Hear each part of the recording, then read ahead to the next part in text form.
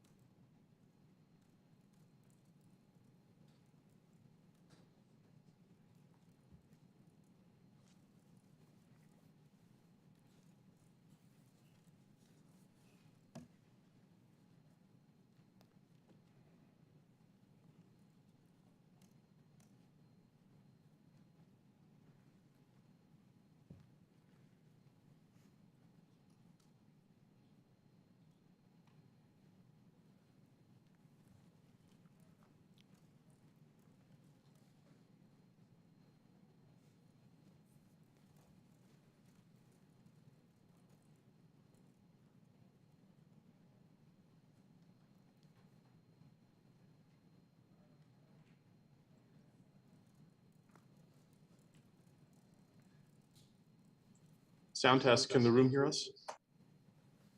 Yes, thank you. All right. Madam Chairwoman, are you ready to begin the hearing? Yes. Please provide your 5-second countdown. 5, 4, 3, 2, 1.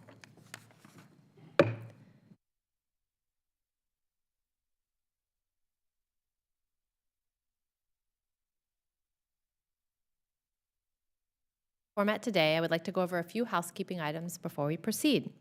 First, if you're experiencing connectivity issues, please make sure you or your staff contact our designated technical support so it can be resolved immediately. Members participating remotely must continue to use the video function for the duration of their participation in the hearing unless they experience connectivity issues or other technical problems that render the member unable to fully participate on camera. It is committee policy that members will remain muted when not recognized, just like turning off your microphone during a hearing in person. This is out of courtesy to all members on this committee and so that background noise does not interfere with another member who is recognized to speak. When you are recognized, you will need to unmute your microphone and pause for a couple of seconds before speaking so that we will be able to hear everything that you say. If you wish to be recognized, please raise your hand using the Zoom raise hand function, unmute your microphone, and ask to be recognized. In order to ensure everything members say is captured on the live stream of this hearing, I ask members to pause for 2 to 3 seconds before beginning to speak. If you wish to have documents inserted in the record, please ask for unanimous consent and have your staff email the document to veteransaffairs.hearings@mail.house.gov. It will be uploaded on the committee document repository. Please keep in mind that you will need to refresh the repository page as it does not automatically update. Without objection, members will be recognized in order of seniority for questioning witnesses. This makes it easier for me and Mr. Pappas to make sure all members participating have an opportunity to be recognized. Does any member have a question about the conduct of this hearing with some members participating remotely? Hearing none, we will proceed. Well, good afternoon, everyone, and welcome to this afternoon's Joint Disability Assistance and Memorial Affairs and Oversight Investigations Subcommittee Oversight Hearing on VA Office of General Counsel's OGC Accreditation, Discipline, and Fees Program. Today, we are taking an in-depth look at some of the VA's accreditation programs and the activities of VSOs and accredited attorneys and agents in assisting veterans applying for disability benefits. We will also closely examine similar activities taking place outside the reach of the accreditation certification. Since ensuring competent representation is of the utmost importance to veterans as they pursue access to benefits for which they are eligible, today will give us a chance to hear from VA, VSOs, and others on the current realities of disability claims services, as well as highlight areas that may need to be better addressed. For background, the VA Office of General Counsel, OGC, runs an accreditation, discipline, and fees program for individuals and organizations that seek to assist veterans in applying for VA benefits. The accreditation program was created to ensure veterans' claims representatives are of good moral character and have a basic understanding of the veterans' claims process. The program also gives OGC the ability to review any fees that claims representatives charge. Importantly, accredited agents and attorneys are only allowed to charge fees after VA has issued an initial decision on benefit claims. VSOs, on the other hand, are not permitted to charge fees at any point in the process, nor are unaccredited individuals or companies. Accordingly, the accreditation program provides some degree of oversight and vetting of the people who assist veterans with their benefit claims. However, the program lacks resources and certain policies and procedures could be improved. OGC is limited in its ability to pursue complaints about unaccredited individuals and companies that operate in a legal gray area. These companies often charge veterans hundreds, if not thousands of dollars to assist with a VA benefit claim, something VSOs must do for free, constituting a major loophole in current law. Unaccredited for-profit companies argue that veterans should have the right to choose how to best navigate a bureaucratic and confusing disability claims process at VA, regardless of cost.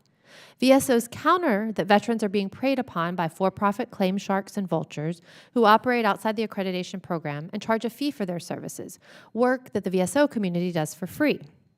It should be noted that the Federal Trade Commission, FTC, VA Office of Inspector General, VA OIG, and Department of Justice, DOJ, also have some authority to respond to complaints about unaccredited companies.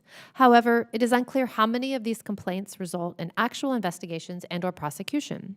For decades, federal law penalized unaccredited individuals who directly or indirectly charged or solicited a fee from veterans for VA claims assistance. However, this penalty was stripped from statute in 2006. In recent Congresses, there have been several attempts to reinstate the penalty for charging a fee to assist veterans without accreditation, or otherwise to regulate the for-profit claims consulting industry. But to date, none of these efforts have been successful. This hearing presents an opportunity to hear from the VA, OGC, from VSOs, and unaccredited companies themselves, and could inform future legislative efforts. As reported in Military Times last week, the Wounded Warrior Project's last annual Warrior Survey reported that 42% of veterans registered with the nonprofit reported in the summer of 2021 not having enough money to make ends meet in the past 12 months. In addition, 13% of Wounded Warrior Project warriors reported being unemployed at this time, compared to 5% in the general population. As these numbers indicate, access to eligible VA benefits is essential for many of our veterans. It is the responsibility of Congress and the VA to ensure that the compensation claims process is free from predatory practices targeting those who've served. I look forward to hearing from our witnesses today and appreciate your candor and feedback as we look for ways to better meet the needs of our veterans and all claimants seeking rightful compensation. With that, I would like to recognize the ranking member of the Disability Assistance and Memorial Affairs Subcommittee, Representative Nels, for 5 minutes to give opening comments. Thank you, Chair Laurie and Chairman Pappas. Good to see you. And thank you all for being with us today. And as a veteran myself, I know firsthand just how confusing and cumbersome the VA claims process is. As a congressman for Texas 22nd District, I constantly receive requests from my veterans constituents for assistance with their VA claim. And as a lifetime member of the VFW, I have seen veterans help each other navigate the benefit system. And I hope one day veterans will be able to receive their earned benefits the first time they file a claim without additional help. Until then, it is essential that veterans receive qualified assistance with their benefits claim. VA's accreditation program is responsible for ensuring that veterans receive fair and effective representation with their claim. And under this program, VA's Office of General Counsel, or OGC, determines who can represent veterans. OGC also has broad authority to investigate concerns raised against accredited representatives and discipline the bad actors. According to VA, in the past 3 years, VA has removed or suspended the accreditation of over 15,000 representatives. Although this is a positive step forward, I hope the VA will explain how it plans to regularly monitor the list of accredited individuals to make sure it is up to date. And moreover, I understand that there are organizations that assist veterans without being recognized by the VA. As a result, the VA may not have the ability to hold them accountable and must refer any complaints to other enforcement authorities. I have also heard concerns about these companies charging veterans fees outside of the accreditation structure. Because these groups operate outside of this structure, it is unclear how many of them exist, how their business practices may differ, and whether veterans were satisfied with their services. Today, I'm here to listen to the accredited representatives and companies about their views on how to help veterans. My priority is ensuring veterans have choice and transparency over their representation and are protected from financial exploitation. And again, I would like to thank our witnesses for being here today. I look forward to hearing your ideas for how we can improve the VA accreditation program. With that, I yield back. Well, thank you to Ranking Member Nels. I will now call on Chairman Pappas, who is the chair of the Oversight and Investigations Subcommittee. Thank you very much, Madam Chair. And today's hearing addresses an important issue that affects thousands of veterans who apply for critically needed benefits. Unfortunately, for many veterans, filing a VA disability claim can be a daunting task. There are often multiple records that need to be requested and various forms that must be filled out. All of this can be overwhelming for someone who's adjusting to civilian life or dealing with an underlying medical issue. That's why the federal government long ago recognized the need for competent, credible individuals and organizations who can help veterans and their families access the benefits that they deserve. However, all too often I hear stories of veterans, including veterans in my state of New Hampshire, who think they're getting help at a reasonable price, only to realize months later that they're on the hook for thousands of dollars in fees for subpar claims assistance.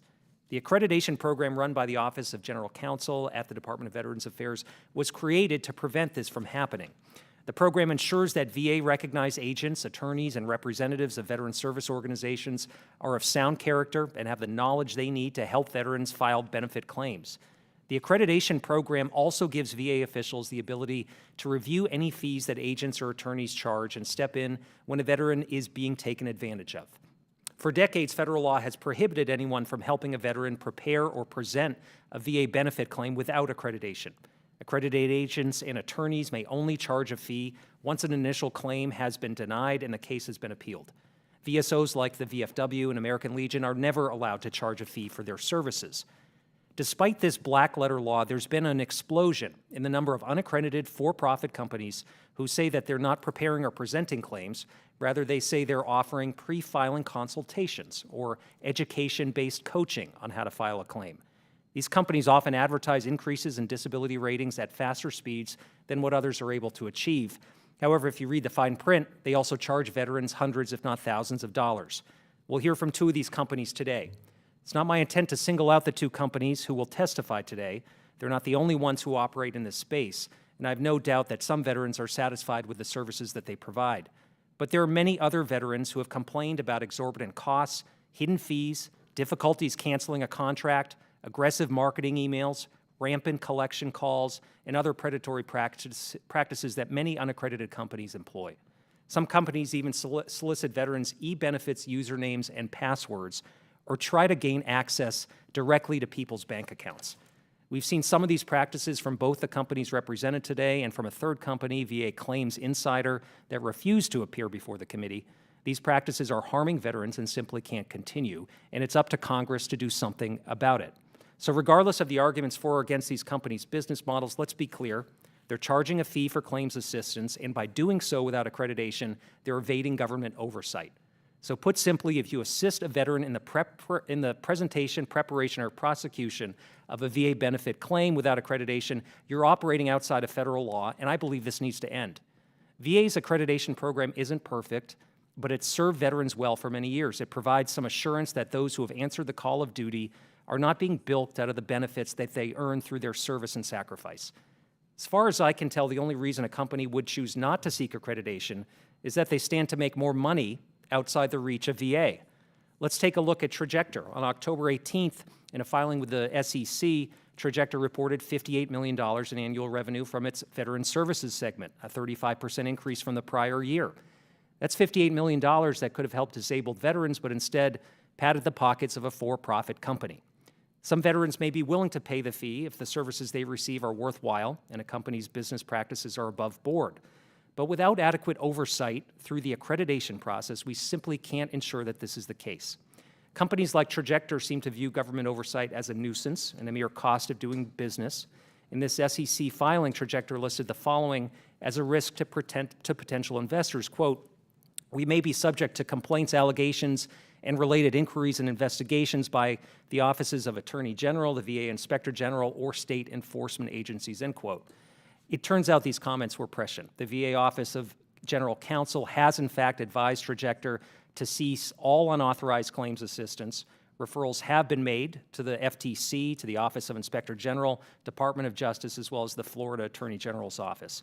I'm working with the GAO to investigate whether current laws are being adequately enforced, and I believe that Congress should do more. I support efforts to reinstate the provision that existed for decades in federal law that imposes criminal penalties on anyone who charges veterans fees to assist with their benefit claims without accreditation.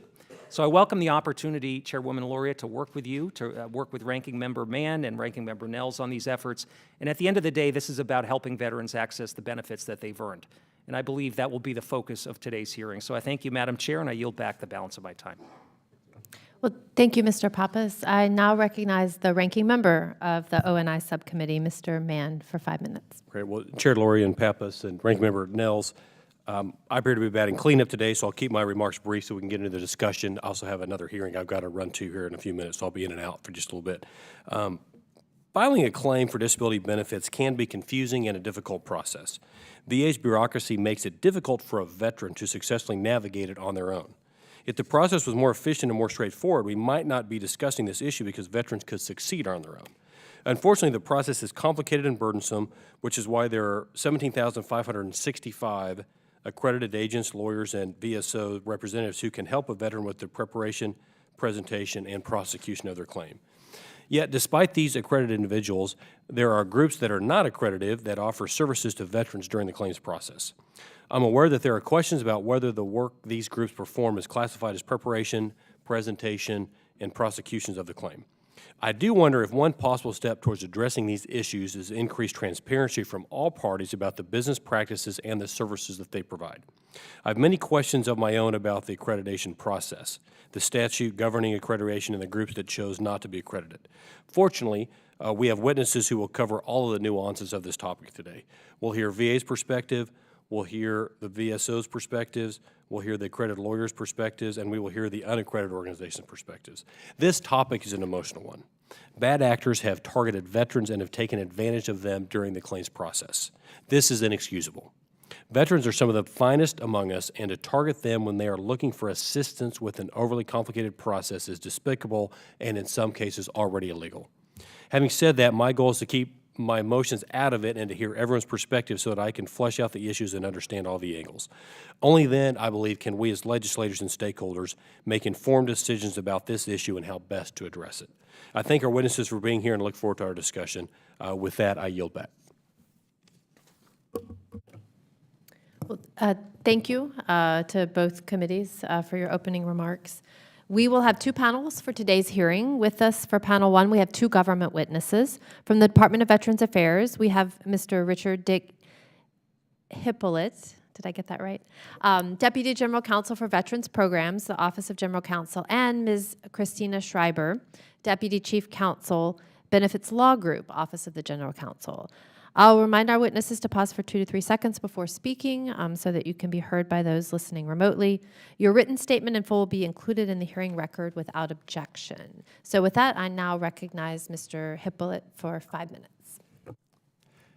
Good afternoon, Chair Lauria, Chairman Pappas, Ranking Member Mann, Ranking Member Nels, and other members of the subcommittee.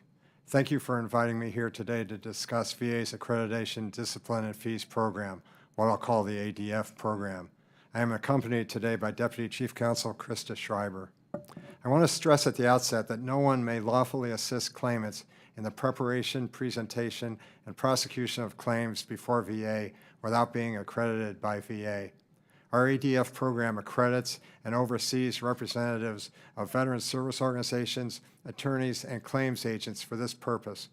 Our goal is to ensure that claimants for VA benefits have responsible, qualified representation in pursuit of their benefit claims.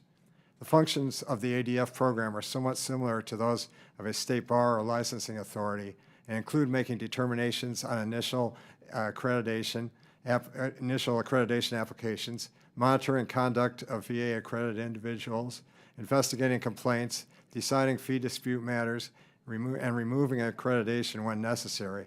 I would like to highlight today how our program addresses complaints, our concerns about unaccredited actors assisting veterans with their claims, and the legislation VA has proposed that would assist us in protecting veterans. OGC has established by regulation a disciplinary process to address complaints about VA accredited individuals. If VA determines that an accredited attorney, claims agent, or VSO representative has engaged in misconduct or demonstrated incompetence, VA may suspend or cancel the individual's accreditation. Another important safeguard tied to accreditation is the opportunity for claimants to request or for VA to initiate review of a fee agreement. Generally, this involves reviewing the agreement to determine whether the fee being charged in a particular case is reasonable. VA is statutorily authorized to order a reduction of an unreasonable fee charged by an accredited individual. In fact, this past week marks the return of more than $1 million in benefit payments to veterans in fiscal year 2022 that were initially withheld for the payment of fees. In the case of non-accredited individuals or organizations that may be charging improper fees for the preparation, presentation, or prosecution of VA benefit claims, VA notifies them to cease their questionable practices. Sometimes the letter explaining how their practices are likely in violation of the law is sufficient to convince them to cease that conduct. But more often than not, we receive no response to our letter or a response indicating that they do not intend to cease their practices. Because there are no criminal penalties under federal law specific to unlawfully charging a fee for assisting a claimant with an application for VA benefits, if an unaccredited actor fails to cease an apparently unlawful practice, VA's resources to report the matter to federal, state, or local agencies that enforce rules against unauthorized legal practice, unfair business practice, or consumer fraud. VA has proposed legislation to reinstate the penalties for charging or receiving any fee or compensation with respect to the preparation, presentation, and prosecution of claims for VA benefits except as provided by law. Prior to 2000, Section 5905 of Title 38 authorized penalties for this range of conduct related to compensation for representation on claims for VA benefits. However, current Section 5905 only authorizes penalties for the wrongfully withholding from a claimant or beneficiary of any part of a benefit due to the claimant or beneficiary, a circumstance that rarely occurs. From 2017 through 2021, over 1/3 of the complaints we received involving representation were against unaccredited individuals and organizations. The existence of a federal criminal prohibition would provide a significant and consistent deterrent against bad actors, providing another layer of protection to veterans.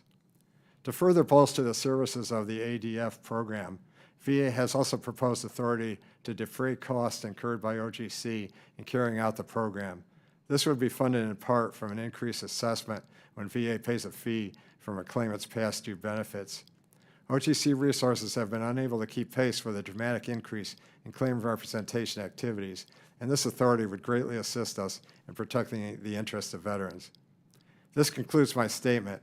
I'll be happy to answer any questions you or members of the subcommittees may have. Well, thank you, and we'll now move to questions. I'll start by recognizing myself for 5 minutes.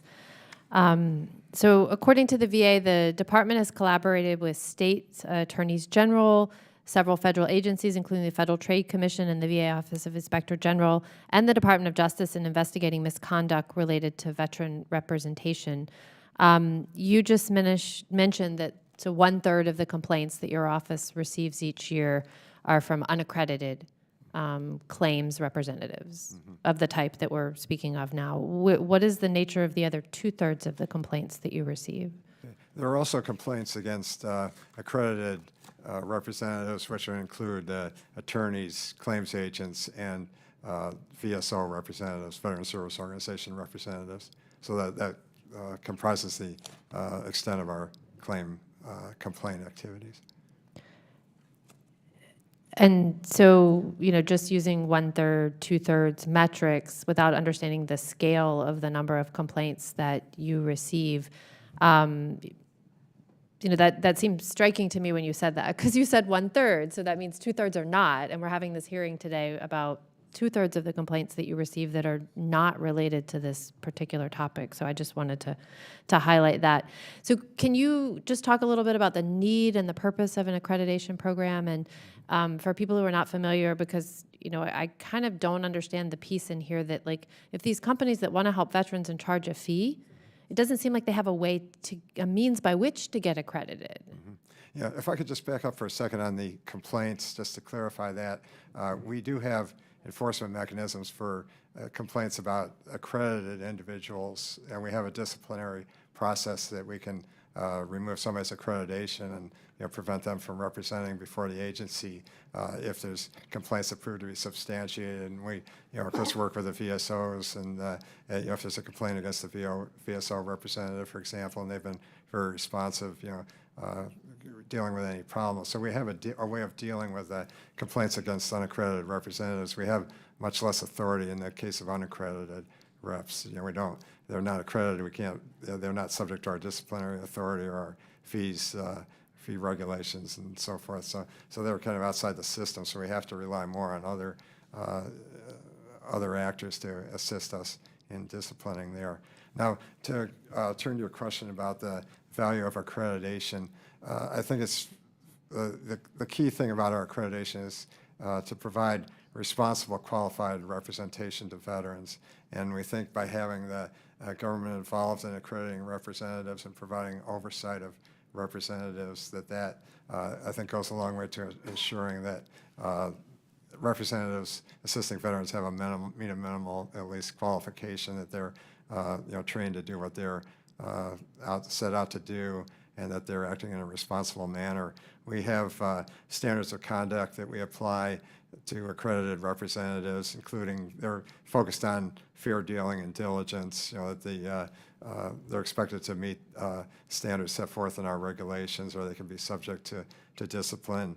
We have a disciplinary process to hold people accountable if there are problems, and we also do fee reasonableness reviews, which I think is important to ensure that veterans are not being overcharged for representative services. Attorneys and claims agents can charge for their assistance under specified circumstances. But if a fee has to be reasonable, if the fee is not reasonable, VA has statutory authority to require attorney or claims agent to return a portion of the fee that they're charging. We can order them to reduce their fees in particular cases if we find if they're not reasonable under the circumstances. So we have a lot of things built into the system to protect veterans if they're within the accreditation process, if the representatives within the accreditation process. For unaccredited representatives, a lot of that's lacking.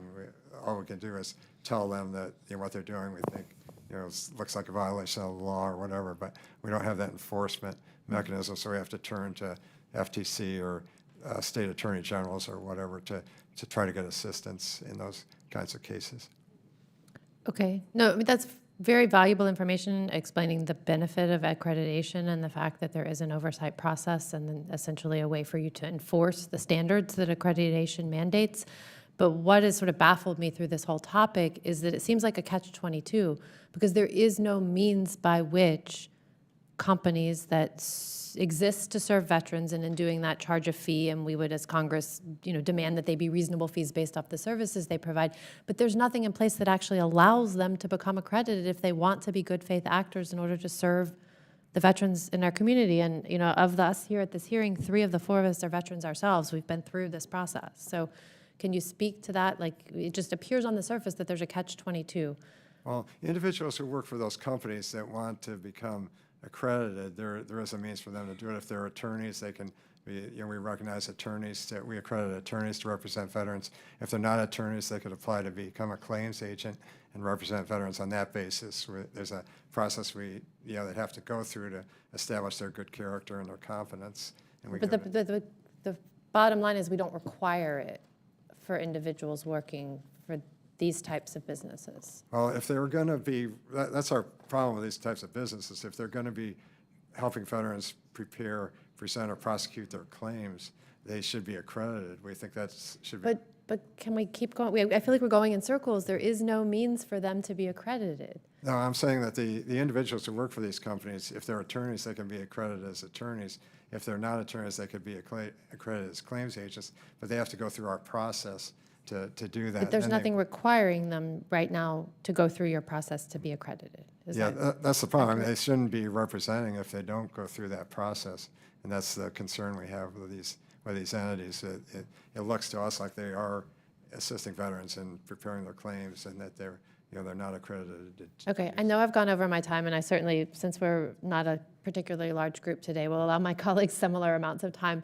Do you have any data about the accuracy of claims, like comparing the accuracy of claims depending on the source of what type of assistance the veteran received in filing that claim? Let me ask Krista whether she's aware of evidence like that. I'm not sure if the Veterans Benefits Administration keeps that type of information. I don't think we have it. I don't think we track that in General Counsel. Okay, so you're just coming to us explaining the range and extent of the types of complaints you've received, but you don't have any data to back up the accuracy of claims. Not specific to claims. I mean, we have data on how many complaints we get about different types of representatives. And as I said, the claims agents in that case were kind of disproportionately represented. I think that, about a third of the complaints are unaccredited representatives.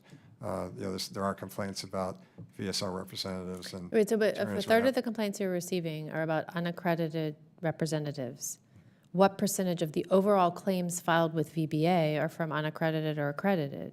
If I can't have the full data, I don't know if it's disproportionate to the amount of claims that we're talking about. Yeah, we wouldn't know about unaccredited representatives because they would keep their name off the claim. If it's filed through a VSO or whatever, would have a power of attorney to the VSO or a power of attorney to an attorney if they're assisting. But unaccredited representatives, they won't have their name on the claim, so it looks like the veteran's proceeding pro se. So we wouldn't have data on unaccredited representation. Okay. Well, I appreciate the interchange. It seems that this has given me several data points of things where there could be improvements in this process, and the fact that there really is no indication of whether the veteran has been assisted in the claim. So there's no way of determining what type of assistance they receive. So I mean, these I think are all points that we can incorporate into a discussion about ways to improve the process. So I know that I have gone well past my time, so I'll recognize Mr. Nels for 9 minutes. Thank you, Chair Loria. Mr. Hippolyte, thank you for being here. I'm a pretty simple guy, so I'm just going to kind of look at this. And in your written testimony, it talks that you have 7,650 VSO reps, 6,325 accredited attorneys, 473 claims agents. All that adds up to 14,448 to help. I believe in 2021, there was 1.2 million veterans that filed claims. And I looked at the website today, there's 228,000 claims that are older than 125 days. So I'm thinking to myself, as a veteran and somebody just filing a claim for the first time, they're thinking, the veteran community is relatively small. I mean, they know what the experience is like at the VA. So I believe that you have these companies that are exploiting that failure, so to speak, I mean, how do these companies flourish? Because it appears to me it's because there's a need. I mean, the average veteran, I mean, I've gone through the process. There's some pain involved. And so I think these veterans are just saying, don't go through here or go through there. Let's just try to find somebody that has a financial interest in it, and they'll work harder for me. Does that make sense, or am I getting this all wrong? Yeah, I definitely see where you're coming from. I mean, the claims system is complicated, and I've worked in the VA for years, and there's still things I'm finding out about it. It's a complicated system for sure, and I think it's really to the veterans' benefit to have representation.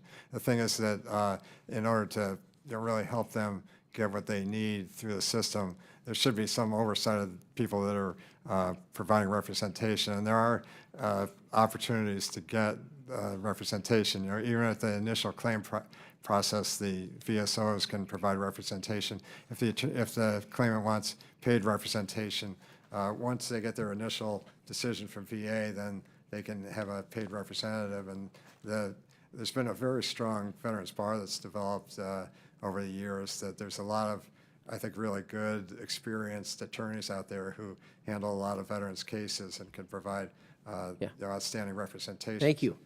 What step has the VA taken through the TAP, that Transition Assistance Program to educate veterans about their options for representation and assistance in filing their claims.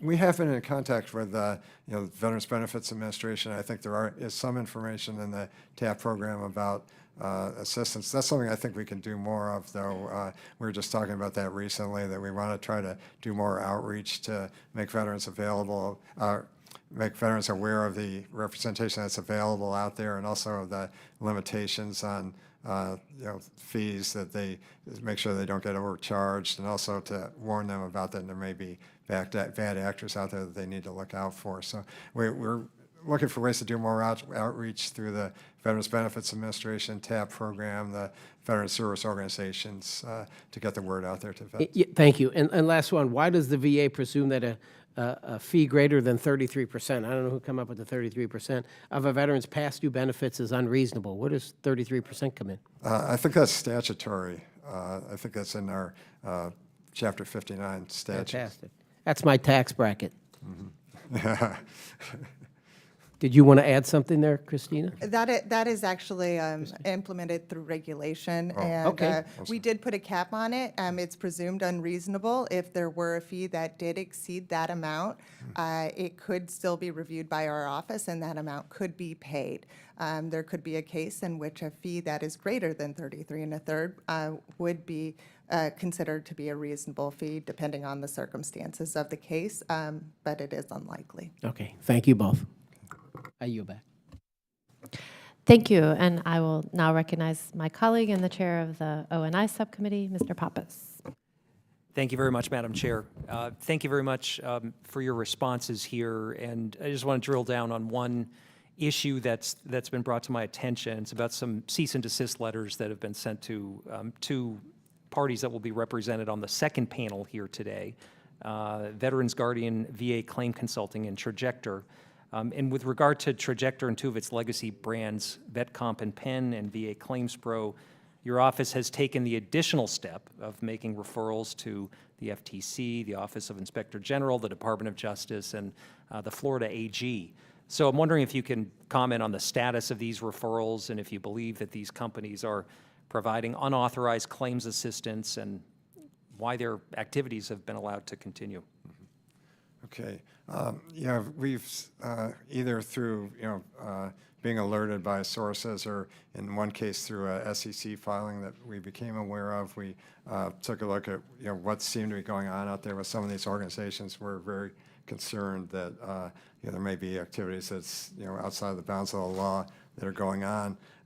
In the case of the one organization, Trajector, some of the things that caught our eye from looking at their SEC filing, it appeared that they were involved in claim preparation by unaccredited individuals, that they were charging fees for claim preparation prior to a VA decision on the claim, that they were charging fees for the services of non-accredited individuals. They had non-conforming fee agreements, don't meet our requirements, that it appeared to be there were contingent fees for expert medical advice and fees for medical consultation and claim assistance that together would exceed our standards for what would appear to be unreasonable. So there was just a number of issues that popped up there. So we sent a cease and desist letter to the organization indicating that we thought there were problems with what they were doing. The organization's responded. We're reviewing that response. And I think there's going to be a continuing dialogue with the organization so we can try to get to the bottom of what's going on there and what their business model is. There's other organizations too that have been involved in activities that look to us like unaccredited representation by unaccredited individuals, fees that were not authorized under the law. So those are some of the common things that we see. So as I mentioned, our practice is to send a cease and desist letter. Then if we get a response, we'll engage with the organization, try to get to the bottom of what's going on. But ultimately, because of the lack of penalties for non-accredited representation or whatever, we need to try to bring other agencies involved, either at the state or federal level, to help in that situation. So you've made clear in your testimony, and your office makes clear, that advising a claimant on a specific benefit claim or directing a veteran how to fill out an application even if that advisor never puts pen to paper, is that something that is beyond the bounds of the law if these organizations are unaccredited? Yeah, there's issues about what constitutes preparation of a claim, and we're getting back and forth sometimes with these organizations about what they're doing. We think if you provide advice to a prospective claimant on what they need to do to obtain benefits on a particular claim, or if you help them prepare evidence to support the claim, that's preparation of a claim, and that falls within the legal requirements, and they need to be accredited to do that. A couple of tests we look at: has the veteran expressed interest in filing a claim when they approach a representative? If they answer an advertisement that says we provide claim service, and the veteran reaches out, they're interested in filing, and then the assistance at that point seems generally to us to be helping them prepare the claim. Also, are the services being provided, do they serve any other purpose other than supporting the claim? And if they don't, then it looks like they're helping to prepare the claim. So there's a couple of things that we look at where I think we could do more in this area. I was talking to my staff recently about, do we need to better define in our regulations what is meant by preparation of a claim, and kind of put some boundaries down there and allow public to comment on that in the rulemaking proceeding, and get some rules down. So that's something I think that we'd like to consider doing, to try to settle that issue. Okay, I appreciate that. And in the interest of time, I just want to move on to the penalty issue that you raised as well. Can you expound upon why you think reinstating this criminal penalty would help enforce the law in a more optimal way? Mm-hmm. Yeah, I think it would. First of all, a lot of times we're dependent on referring things to state authorities, state attorney generals or whatever. But the laws in various states are differ, and what's allowable in one state might not be in another, and we don't have a really national standard there. So, so I think it would be important to have a consistent national standard in what's allowed and what's not. Also, I think it would act as a strong deterrent. If there's potential criminal penalties involved, people will take notice of that, and they would, I think, deter a lot of people from getting involved in things they shouldn't be. Or if we reach out to organizations that say we question what you're doing, the fact that there's criminal penalties on the books would give us a lot more weight in doing that. So Ranking Member Nels addressed the transition program and working to educate and get the word out to veterans about accreditation. I'm wondering if you could talk about the list that you maintain of accredited organizations, and how that's publicized, and what thoughts you have on how to make sure more folks understand where they can go to look at the list of individuals that are available in their area, or organizations in the area that can assist them. Yeah, we have a public-facing website that has information on all the accredited representatives and also the recognized organizations, and we try to publicize that through VSOs and other through the TAP program and so forth. As I was mentioning, I think we'd like to try to do more in that way to make sure people are aware of that. But it's a good database in that you can search it by location, and try to find somebody who's in your area if you'd like to do that. For a while, the list had gotten somewhat outdated, I think, because there are people who weren't keeping up with the requirements, or who were not practicing veterans law anymore, who are still on the list. But we've made a major effort over the last few years to clean up that list, and I think it was mentioned that we had deleted a lot of people from the list. We had looked back in what attorneys were keeping up with their continuing legal education requirements under our regulations to continue representing, and we contacted a lot of those people, and if they weren't keeping up, and we would remove them from the list, because those are obviously were persons who weren't active anymore in the area. Also, with the VSOs, we've reached out to the accrediting officers at the service organizations to get information on who's still actively representing there. So we've purged our accreditation list of some people who are no longer active. So I think the information we're putting out is much better than it used to be as far as what's available out there, and I think it's a good resource for veterans. We just need to make sure people know it's there and get that get the information out, and I think we can maybe do a little more through TAP and some other means to do that.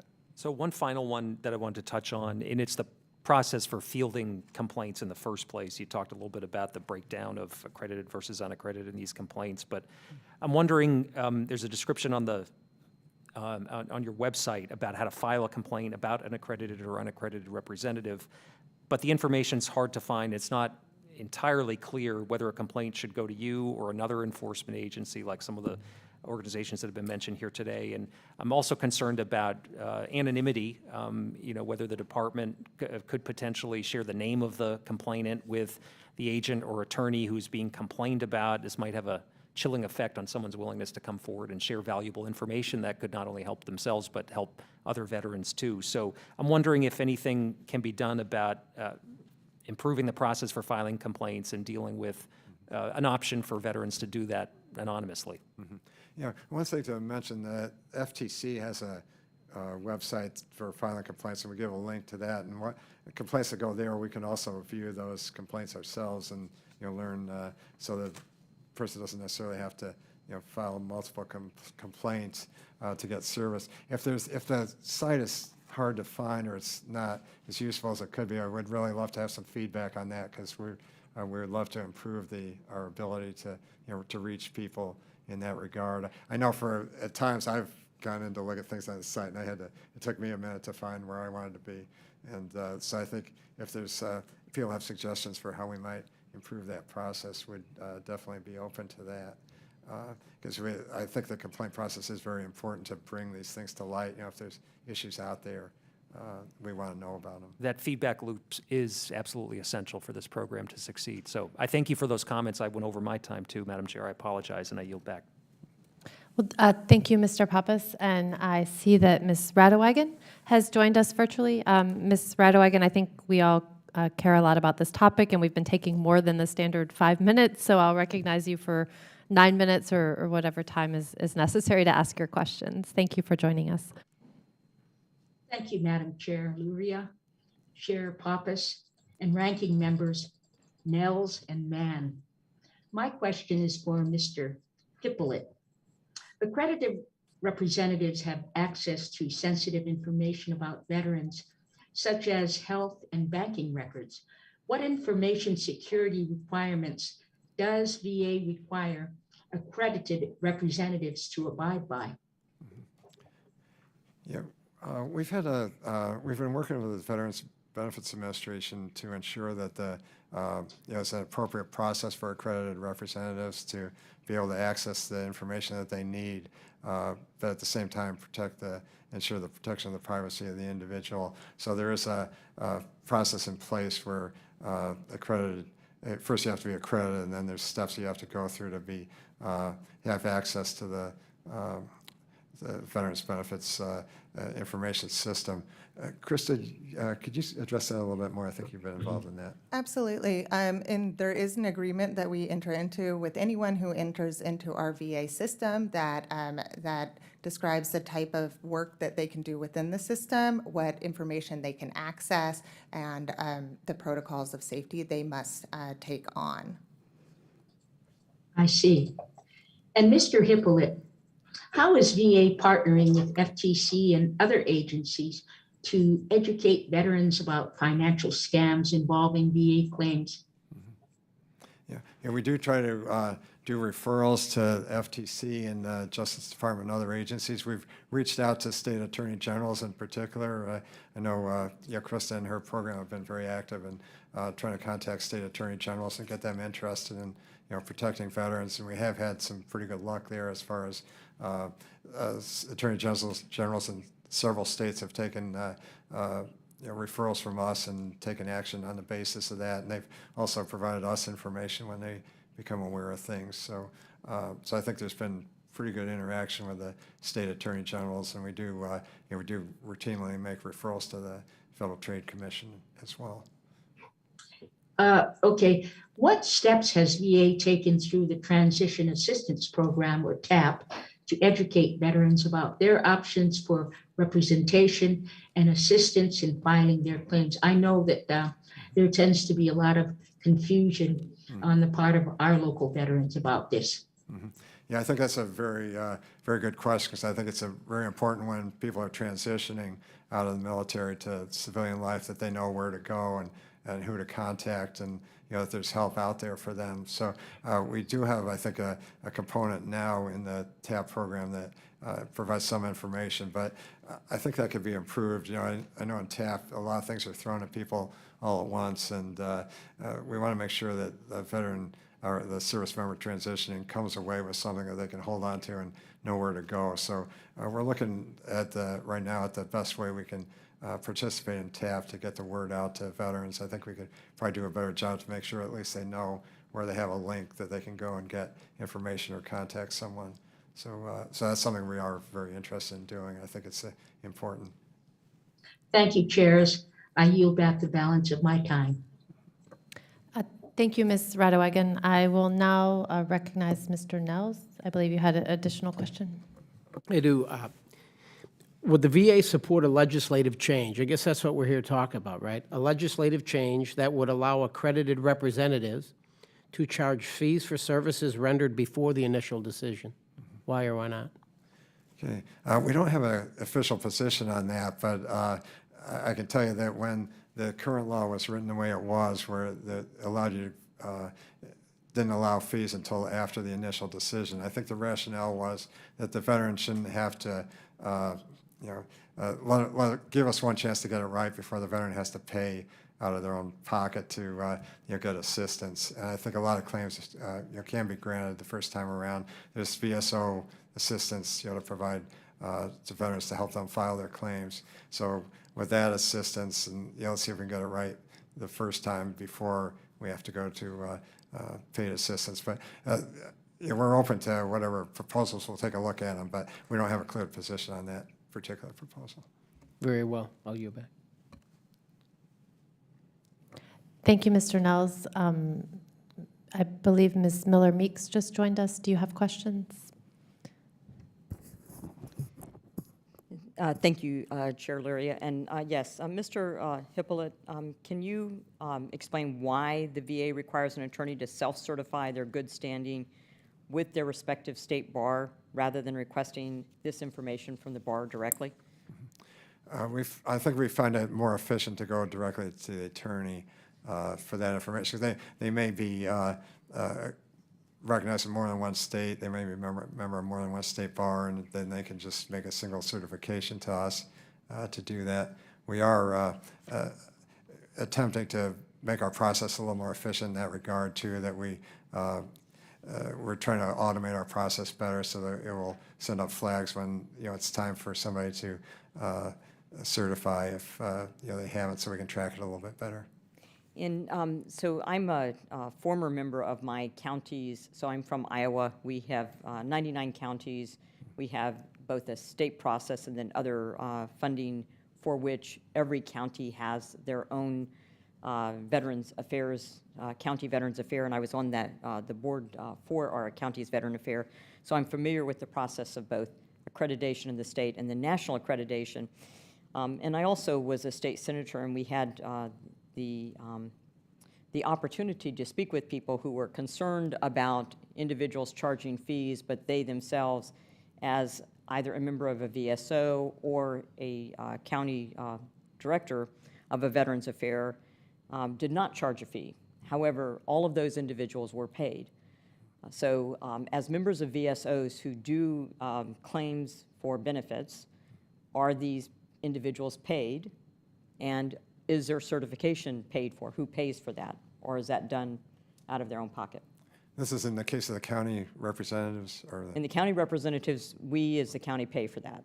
So there's state funding for that. On the VSO side, is that a paid position for people to do benefits claims, Yeah, in that regard. preparation, analysis? Yes, my understanding that for the veteran service organizations, it's a mix of for people who are paid, or they're doing it full time for the organization, and then there's also volunteers who do it just on a voluntary basis and don't get paid for their services. So it depends on the organization, I think, and even some organizations may have a mix of volunteers and paid. And then is there accreditation process? Does the volunteer pay for that themselves, or Are they accredited by being a member of the organization? Yeah, they're accredited through the organization. So when a VSO representative wants to be accredited, the organization will send us the certification that the person has, is qualified to be accredited, and we rely heavily on the organizations to do that. So the individual service organizations don't contact us directly; they work through the organization. Do they have any training or course or education process? Yes, when we recognize organizations, we ensure that they have a adequate training program and process. That's in our regulations. They have to show us that they have an adequate training program. And we do go back and monitor those periodically and contact the organizations to follow up.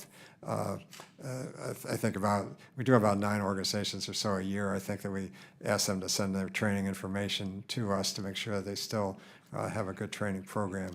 And we've had, I think, pretty good luck on that. I think the organizations generally are doing a good job on that. You mentioned that you were monitoring, so can you explain how the VA plans to improve the monitoring of the representatives to ensure that they're maintaining the requirements for accreditation? It sounds like the process is different for VSOs than it is for our county officials who have a course that they have to attend. They have to be recertified. They can either do that statewide or they can do that nationally. There's both of those levels, and that's a pretty regulated process, if you will. So how are you monitoring and maintaining, and then is that certification or accreditation process standardized among the VSOs among the states? Krista, would you want to take that one? Absolutely.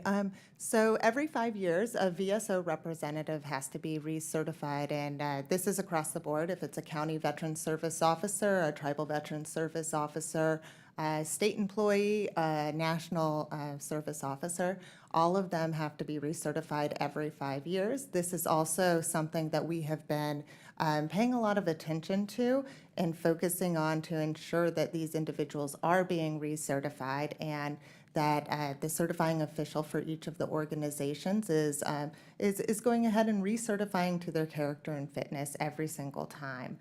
It's been really effective. Our compliance check on this for the last few years, I'm going to tell you that that this was a requirement that wasn't heavily followed for in the past. But once we started providing a list of everyone who was due and working with the certifying official, we got really great results with the VSOs. And so you have an individual in the VSO, and then are they accrediting other individuals to be representatives? That's the part I'm trying to get at. So there's a certifying official for each of the veteran service organizations that's recognized by VA, and that could be national, state, tribal, local, or regional. And all of those, each of those organizations, that's the main person we have contact with, and in constant communication, honestly. I mean, some of these organizations send thousands of applications per year. And you mentioned character and fitness. Correct. So, How do we know that they know how to properly process claims and benefits and get information from HRC so that they know how to process for a benefit or disability for a veteran? Are you accrediting other than character and fitness? So each of the organization is required to have a training program or to have access to a training program that they're using and have some sense of oversight or ability to assess it. And so the representatives go through that.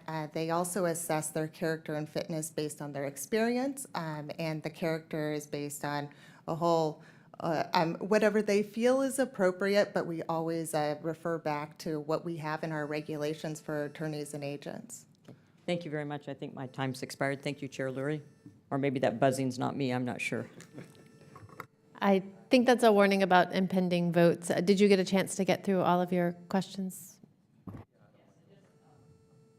Primarily, I think it's important that veterans, and I myself am a veteran, have an option or a menu of opportunities that they should choose from, whether the individual is being paid for by an organization that assists veterans or the individual is assessing a fee that the veteran pays for, as long as there's transparency and appropriate knowledge that a veteran can make that decision, then I think the access to more information, more help for the veteran is appropriate.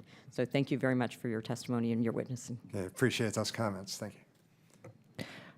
Thank you, Ms. Miller-Meeks. I'll now recognize Mr. Mann. We've been doing 9 minutes since we had quite a few questions. Great. Well, I would assure you this will not take 9 minutes. I just have a couple of questions for you, Mr. Hippolyte.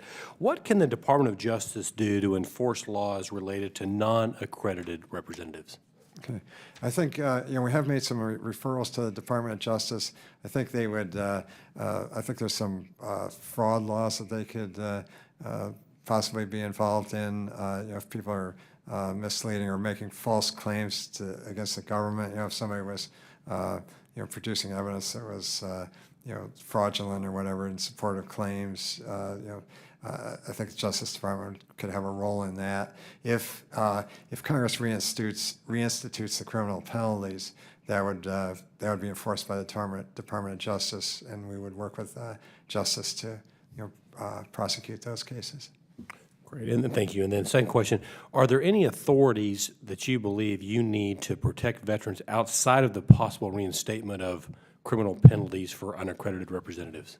Okay, we don't have, we have, the only other legislative proposal that we have right now from OGC is one that would just create some additional resources for OGC that would help us, oversee this process. We don't have other proposals at this time, but we would really welcome the opportunity to work with the committee, and if there's ideas out there that could improve the process, we'd be very open to having a discussion about that and working together to strengthen the system.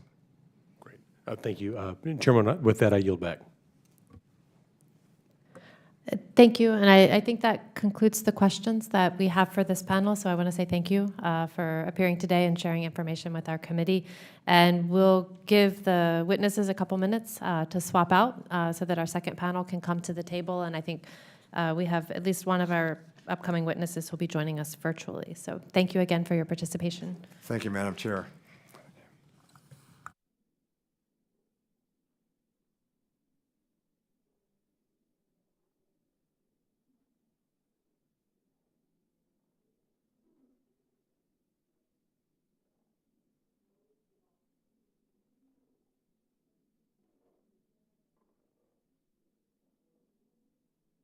The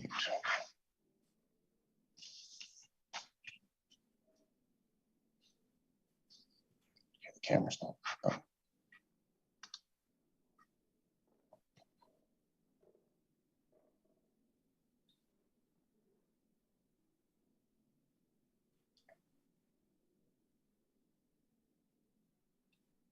Come over to the. Okay.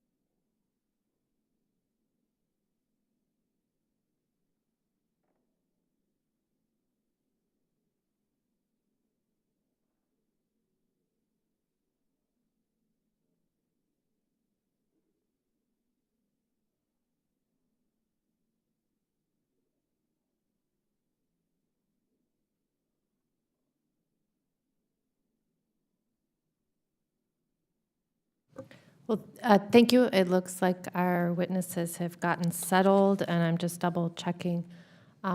We are supposed to have 5 witnesses, and we have one who is joining us virtually. I see Lieutenant Colonel Taylor is joining us virtually. So I want to thank our veteran advocates and other guests who are with us today for our second panel. Our witnesses will include Mr. Marty Callahan, Deputy Director of Benefits and Claims Services from the American Legion, Ms. Diane Boyd-Rauber, Executive Director, National Organization of Veterans Advocates, Lieutenant Colonel William Bill Taylor, U.S. Army retired, co-founder and Chief Operating Officer of Veterans Guardian, VA Claims Consulting, LLC, Evan Simone, Legal Manager and General Counsel, Trajector Incorporated, and lastly, Mr. Ryan Gallucci, Director of National Veteran Services from the Veterans of Foreign Wars. I will note that a third company, VA Claims Insider, was also invited to testify at today's hearing, but declined the committee's invitation. We also have written statements from additional interested parties, and I will ask for unanimous consent that all statements for the record be entered into the record. Hearing no objections, I'll remind our witnesses to please pause for 2 to 3 seconds before speaking so that you can be heard by those joining us virtually. And your written statements in full will be included in the hearing record without objection. So that I will now recognize, we'll start with Mr. Marty Callahan for 5 minutes.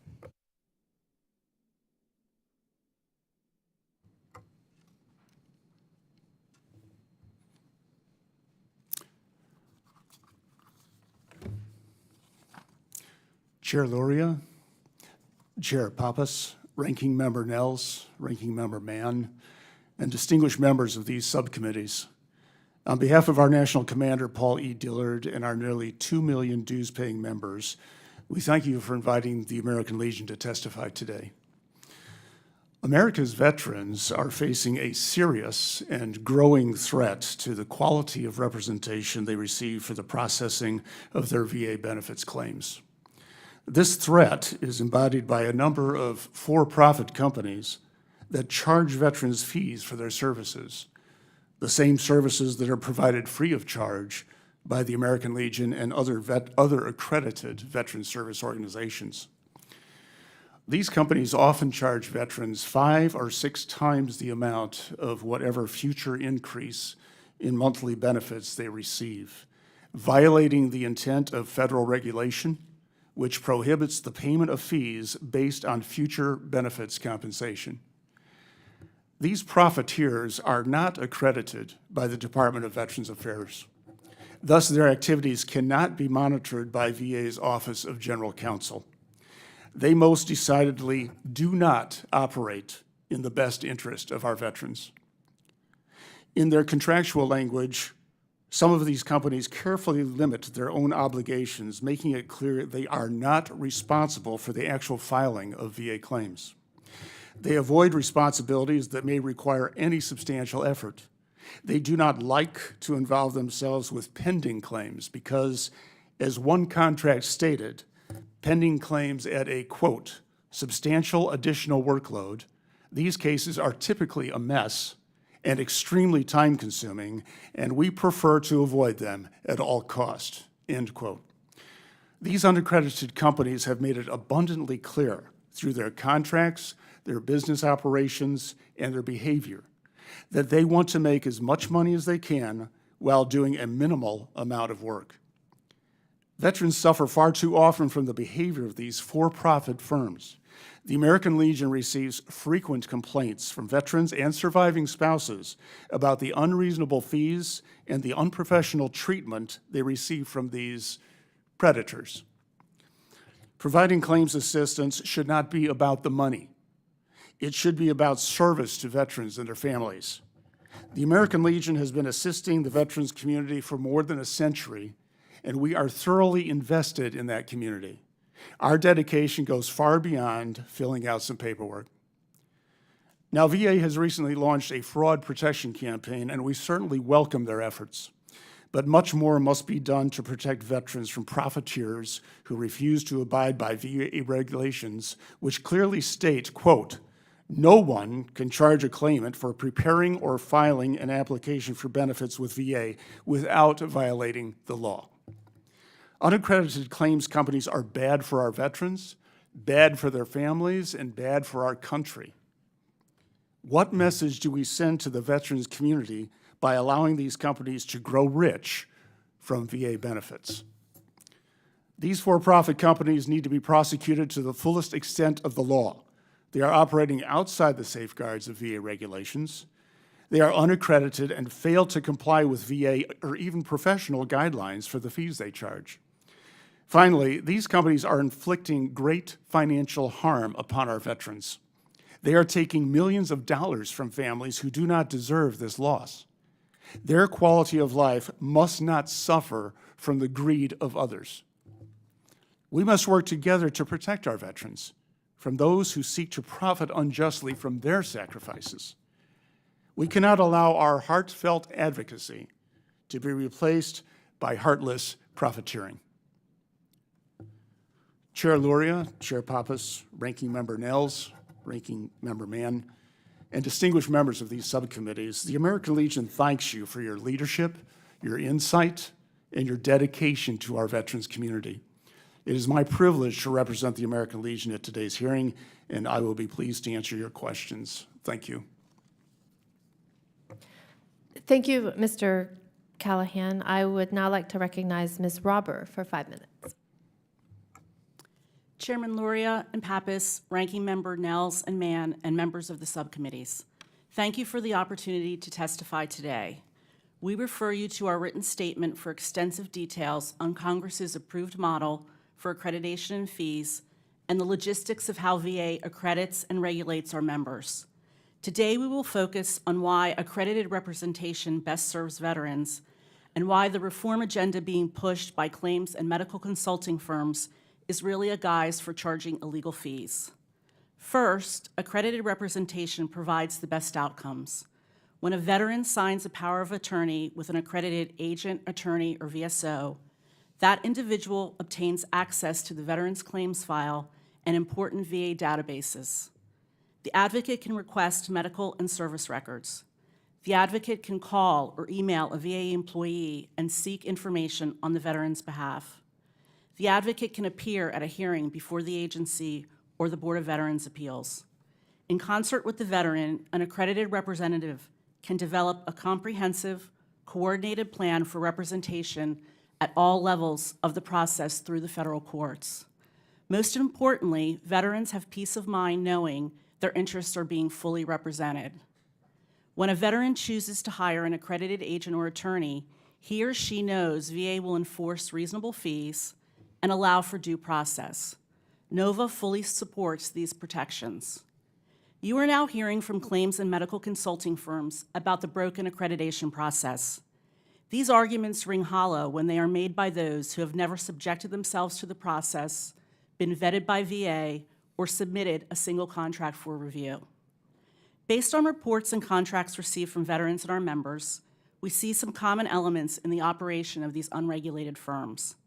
In spite of contentions you are hearing about the alleged lack of advocates available to help veterans file initial claims, their work is largely focused on increased rating claims. Unaccredited employees work with veterans to gather information, including medical opinions frequently prepared by affiliate companies or other internal medical staff members, and coach the veteran on preparing and submitting the claim. Sometimes the claim is submitted by an employee using the veteran's e-benefits login information. NOVA and its members field calls from veterans looking for an accredited advocate to step in and resolve pending matters that have been abandoned by the consulting firm once the increased rating claim has been decided. These companies charge fees illegally, with contracts requiring 5 or 6 months of the veteran's future increase. Such charges violate VA regulations, may also violate Title 38's prohibition against assignment of benefits, and by definition are unreasonable. Furthermore, Congress must reject any notion that medical professionals be affiliated with or employed by any firms and practice unfettered in this space based on the flawed argument that they are somehow more qualified than accredited advocates to represent veterans. This model creates blurred lines between medical and legal professionals. There is no gap that needs to be filled. If a NOVA member believes a medical opinion needs to be procured on behalf of a client, they do so by seeking outside independent opinions. Any other model reeks of conflict. The current system provides a pathway to Chairman Luria's earlier question as a claims agent for any non-attorney who wants to represent veterans for a fee. There's no compelling reason to significantly modify VA's longstanding system of accreditation or fee regulations, which reflect congressional intent and best serve veterans. We urge Congress to take the following actions. 1, reinstate criminal penalties as detailed in our written statement. 2, continue to require accreditation on an individual basis and prohibit company accreditation. 3, ensure VA's Office of General Counsel has adequate resources to staff its accreditation functions, promptly investigate and resolve complaints about representation or fees, and protect veterans from predatory practices. 4, require VA to strengthen services for members leaving active duty to ensure they understand the importance of using accredited representatives when seeking their earned benefits. Finally, we have no objection to a requirement for more continuing legal education. Any NOVA member wanting to be referred to a veteran who calls our office seeking help or searches our public advocate directory must be a member for at least a year, be accredited, and participate in at least one conference every 24 months to maintain that privilege. A typical NOVA conference can result in obtaining somewhere between 12 and 18 credits. We have many members who participate in significantly more training than required because they want to stay abreast of developments in this fast-paced and ever-changing complex area of practice. Again, we appreciate the opportunity to testify today, and I would be happy to answer any questions you have. Thank you for your testimony. I would now like to recognize Mr. Taylor, who's joining us remotely. Good afternoon, Chairman Pappas, Chairwoman Loria, Ranking Member Mann, Ranking Member Nels, and members of the committee. My name is William Taylor, and I am a co-founder of Veterans Guardian VA Claims Consulting and a veteran of the U.S. Army. I'm a proud graduate of West Point and retired in 2018 as a lieutenant colonel after 23 years and 6 deployments. In 2015, I started to consider retiring from the Army, and one of the questions that came up was VA disability benefits. I knew little more than they existed and that I felt healthy and probably did not qualify, which I now know was wrong. Information about VA disability benefits was difficult to find. Fortunately, I was able to successfully submit my own claim. Unfortunately, I was the exception and not the norm. The VA disability process is a bureaucratic and difficult system that challenges most veterans, and I am proud of the work Veterans Guardian has done to ensure veterans receive all of the benefits that they have earned. I am pleased to be here today to lend our voice to this important discussion. Based on my personal experience and that of others, we saw a serious gap in the system. We are proud to be veteran-owned, with over 75% of our employees being veterans, spouses of veterans, or spouses of active duty personnel. We are part of the military community. We are mission-driven, and we are focused on providing the best possible service to our veteran clients. We appreciate the statements from all of the stakeholders here today, and we share many of the same concerns that you've raised. We have structured our business practices to address many of these concerns and are supporting accreditation reform to further address these issues and to provide greater support to our veterans. Given the difficulty in navigating the VA disability process and the sheer volume of veterans that need assistance, including a current backlog in excess of 230,000 disabled veterans, veterans need more options for assistance, not less. Veterans should be able to pursue their claims in the manner that best serves them, with full knowledge of all available providers who can assist them at any step in the process. Veterans make a fully informed choice to use our services for a multitude of reasons: easy access and responsiveness, our experience and knowledge developed and refined over tens of thousands of claims, our expertise utilizing a team method, our ability to help develop medical and lay evidence, and our competence in developing claims for secondary conditions. I am proud that we have assisted tens of thousands of veterans with over a 90% success rate. And the veterans themselves have made clear that we are providing an important and necessary service, as we have thousands of positive reviews and many personal referrals from our clients that are a direct testament to our client care. In fact, over 50% of our new clients each month are referred from previous or current clients. We have also received extensive recognition for our work and business practices. Veterans Guardian prides itself on being a transparent and ethical company. From our first interaction with our clients, we have designed our system so that no veteran chooses our services without fully understanding their options and how our business works. For example, we identify boldly on the front page of our website the availability of the free service list and the VA OGC link to find them. Each veteran also affirmatively indicates in a simple, easy to understand one-page document that they understand that there are free services available, that they can pursue a claim on their own, that these options can be successful, and that they are choosing to use Veterans Guardian as an unaccredited fee-based service. We do recognize that there are bad actors out there, particularly with companies that are focused on pensions, aid and attendance, and loans. But these are the outliers. The vast majorities of companies in this industry are honest and ethical companies, and Veterans Guardian prides itself as being one of those companies. Our fee structure itself is wholly aligned with our veterans throughout each step of the process. We do not collect any fee unless the veteran achieves an increase in their VA benefits, and any fee that a veteran pays us comes from new benefits we have helped them secure. And no veteran is financially disadvantaged from where they were before they came to us. Our veterans are paying a one-time fee for assistance while receiving a lifetime of benefits. Included in our written submission for the record is a detailed description of our fee structure. In order to achieve the goal of ensuring that all veterans entitled to disability benefits receive them, we strongly support accreditation reform. We should open the tent to allow companies like Veterans Guardian to become accredited. Reform should increase knowledge requirements and scrutiny of applicants for accreditation, increase VA oversight of accredited agents, provide for regular audits of claims agent performance, establish more detailed standards of conduct, and provide the VA with the enforcement tools necessary to pursue bad actors. Our goal should be to expand good options for our veterans, improve oversight, ensure veterans are receiving competent assistance, and provide our veterans the freedom to make an informed decision on how they want to pursue their claim. Not too long ago, attorneys were prohibited from assisting veterans in the claims process. They fought for the best interest of the veterans to be included in the system and now fill an important void. We are also fighting to be included in the system because ultimately we want veterans to have more options, not less. I look forward to a constructive discussion on how we can work together to address these issues, accreditation reform, and to responsibly serve veterans who have dedicated themselves to the service of our nation. I welcome the committee's questions. Thank you. I will now recognize Mr. Simone for 5 minutes. Thank you, Chairwoman Luria and Chairman Pappas and other distinguished members of the subcommittees. I'm very grateful to be here to share with you information about our company, its mission, and its operations. Trajectory Medical is an evidence-based medical consulting service that offers veterans around the country the opportunity to identify disabilities that they have and to obtain the medical benefits that they deserve and have rightfully earned. Companies like Trajectory Medical offer a service that is not currently being provided by free VA-related entities.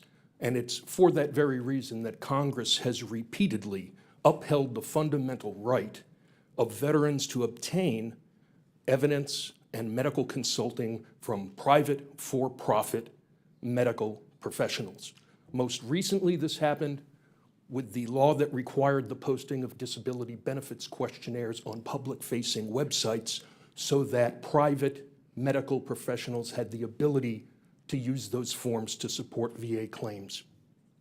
In addition, we can go back to the late 1980s and the Veterans Judicial Review Act, which also mentioned the importance of having veterans submitting private medical evidence in support of claims. These companies are not OGC accredited, and quite frankly, they shouldn't be because they are already effectively regulated by the state licensing medical boards that govern their activities and the other ethical standards that they're required to adhere to as medical professionals. Now, I have I'm an Iraq veteran myself and retired from the United States Army. And before coming to Trajectory, I directly represented veterans in all aspects of their VA claims as an accredited attorney, from initial claims all the way through to cases before the U.S. Court of Appeals for Veterans Claims. And what I witnessed through all of this pro bono work for years was that the most underserved community of veterans that's out there right now is veterans who suffer from disabilities related to their military service, and they're not rated and they're not diagnosed for those disabilities. And there's also veterans who are service-connected but horribly underrated for the disabilities that they suffer every day. And it's important to realize that, you know, there's obstacles along the road. Now, I've provided an illustration, which is Appendix A of the written statement that I provided, and that is a document that shows the road to VA benefits and obstacles along the way to getting those benefits. The first obstacle rests with people like me, accredited attorneys, and accredited VSOs. And the reason why is because we don't require any medical licensure or medical training to be accredited. And we don't have the ability to look through and find undiagnosed medical conditions that veterans suffer from, and then complex theories of service connection like secondary service connection, aggravation, presumptive service connection. The second major obstacle is with the treatment providers, whether it's private or providers at the Veterans Health Administration hospitals. The problem there is that treating doctors are not often experienced with complex regulatory standards that talk about service connection, causation, and loss of ability to earn an income. It's just not part of the analysis. The VHA even advises its treating physicians not to provide assistance with disability evaluations, specifically because they fear a conflict of interest. And then finally, you've got the C&P examiners, and they're directed to look at specific questions that come out of the veteran's claims and what's raised by the veteran. And so there's little room to look for undiagnosed conditions or alternative theories of service connection. What we try to do is we approach this from a perspective of diverse medical professionals with this experience to assist in developing medical evidence and helping veterans identify their disabilities. If there was something we could ask, it would be, please don't create legislation that robs veterans of the ability to obtain the fundamental right to private, for-profit medical evidence, which is in various existing statutes that have been passed by Congress. We would love to help you understand more about the distinct role we play. Thank you. Thank you, Mr. Simone. And lastly, we'll now recognize Mr. Gallucci for 5 minutes. Thank you. Chairs Luria and Pappas, ranking members Nels and Mann, and members of the subcommittees. On behalf of the VFW, thank you for the opportunity to testify today on the issue of accreditation and predatory practices in veteran benefit claims representation. I'm the National Certifying Authority for the VFW, OGC number 31776, and joined by many of the leaders of our claims representation program here behind me today. The VFW and our global network of VA accredited advocates are concerned that bad actors are preying on veterans seeking to access their earned VA benefits. Tragically, when COVID hit, non-accredited consultants that the VFW calls claim sharks seized on the chaos to exploit veterans. If you searched veterans topics or Googled VA claims, you would be inundated with ads to increase your benefits or learn what VA doesn't want you to know, like I saw in my own Gmail and social media feeds. Now that they've been exposed, they're mustering their ill-gotten gains to seek legitimacy for preying on our veterans. In our opinion, any group that fails to adhere to VA's well-established standards of accreditation and fee arrangements should be met at the door by Capitol Police, not offered a seat at the same table as hardworking VA-accredited advocates who are held to professional and ethical standards designed to protect veterans. Nevertheless, the VFW invites the opportunity to have this critical discussion on what we can do to clamp down on predatory actors. In flashy lobbying materials and aggressive online ads, it may look like some of these companies want to eliminate roadblocks or offer more choice. Others may change their names to seemingly obfuscate dozens of complaints to the Better Business Bureau. But to have any credibility in this discussion, these companies must at least abide by the standards set forth by Congress and reinforced by numerous VA secretaries, just as our accredited VSOs, agents, and attorneys have done for decades. Based on what the VFW has seen, their unwillingness to do so speaks volumes about their intentions. Instead of discussing ways to change VA to benefit claim sharks, this committee should instead reinstate penalties for companies that clearly violate longstanding, unambiguous policies designed to protect veterans and American taxpayers. Reinstatement of these penalties must be paramount for your committees. Here are 4 places the committees and VA may also be able to look for remedy. First, are these contracts even enforceable under current VA benefits law? And if not, what steps can VA take to help veterans get out of them or even restore benefits for those who have already been exploited? Second, when these companies provide referral for medical opinions of questionable value, are they at best delaying the veteran's claim from proper adjudication, or at worst, potentially defrauding the VA benefits system? Third, could their predatory marketing practices and manipulative tactics violate the Program Fraud Civil Remedies Act of 1986? Fourth, do VA and DoD have mechanisms in place to sanction companies should they seek to improperly access a veteran's sensitive logon credentials for e-benefits or va.gov? Not only do we believe that some of these companies are predatory, we also believe they provide second-rate service. And based on the lobbying materials that some have circulated, we know that the results for our claimants are far better, as supported by the chart we submitted for the record. We believe that the 500,000 veterans represented by the VFW would agree, since last year alone, they received more than $10 billion in benefits free of charge, no contracts, no hidden fees, no financial obligations. If a company asks a veteran to sign contracts, waivers, and disclosures, but will not file a power of attorney with VA, then the veteran should not work with them. We are working with VA to ensure that consumer information to veterans consistently reinforces this message, steering veterans to quality, professional, and VA-accredited claims representation. The VFW has heard all this before with predatory schools, such as ITT Tech and Corinthian colleges. This committee listened then, and we ask that you do the same again, and we look forward to working with you to clamp down on claim sharks. Bottom line, if I charge fees for legal advice without the right credentials, I can face jail time and fines. If I charge for medical procedures and I'm not licensed, I'll likely go to prison. But if I charge for VA claims without accreditation, I can get rich and even come testify before Congress. Something is very wrong with that. Chairs Loria and Pappas, Ranking Members Nels and Mann, this concludes my remarks on behalf of the VFW and our global network of accredited advocates, and I'm prepared to answer any questions you or the subcommittees may have.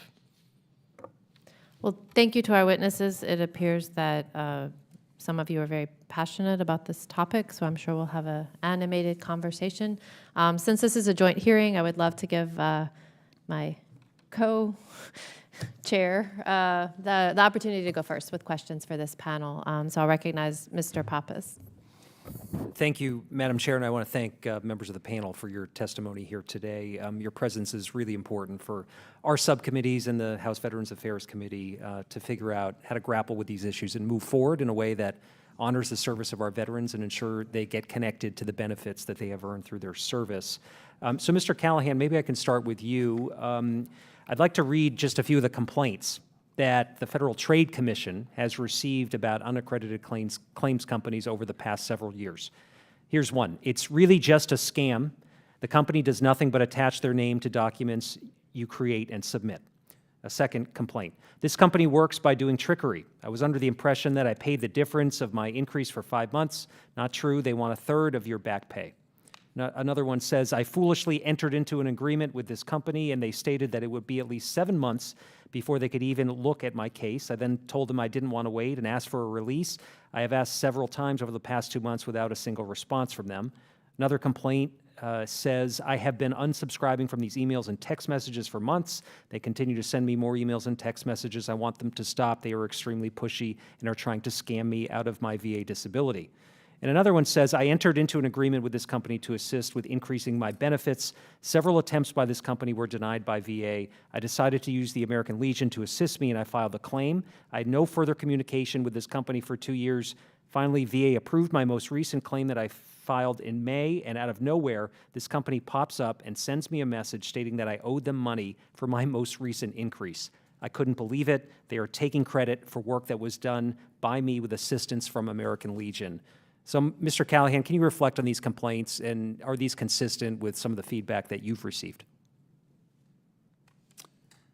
Thank you for that question, Chairman Pappas. They are consistent. We have received many complaints via our officers in the field, our service officers in the field, and also directly from veterans. We have received complaints from these predatory companies that charge upfront fees and then do nothing, all the way to being convinced to invest money for future benefits that are then denied, and the individual is left with a debt. A surviving spouse was convinced to make investments based on her future benefits and then was denied the claim. So these are all very concerning to us. We understand that people want to have businesses, and we understand that people wish to have profit margins. We feel like if that's what their motive is, if their motive is profit rather than service, they should get into another line of work. These are benefits that have been given by the government to our veterans to compensate them for their service. This is not earned income. This is not taxable income. This is benefits given to our veterans for their service. We don't like it when we see companies like some of the ones who are here today charge 5 or 6 times the amount of a monthly increase. That means that if an elderly couple is applying for aid and attendance benefits for the first time and they get granted those benefits, the current monthly benefit is $2,400. That means they owe the predator right off the bat more than $12,000 for filling out some paperwork. That is just simply wrong. Thank you for that reflection. Mr. Gallucci, what are some of the warning signs that an offer from one of these claim sharks is too good to be true? Well, thank you, Chairman Pappas. There are several that we point out, not only to our accredited advocates, but also to veterans that we reach. Free pre-filing consultation is a buzzword. Guaranteed increases for benefits. Promising faster results is probably one of the most insidious. And I talked to that in our written testimony, but also alluded to it in my remarks. It's not really possible. I mean, VA weighs all of the evidence that comes in and many times is obligated to order in a compensation and pension exam. What we've seen also is that VA is on the lookout for this now.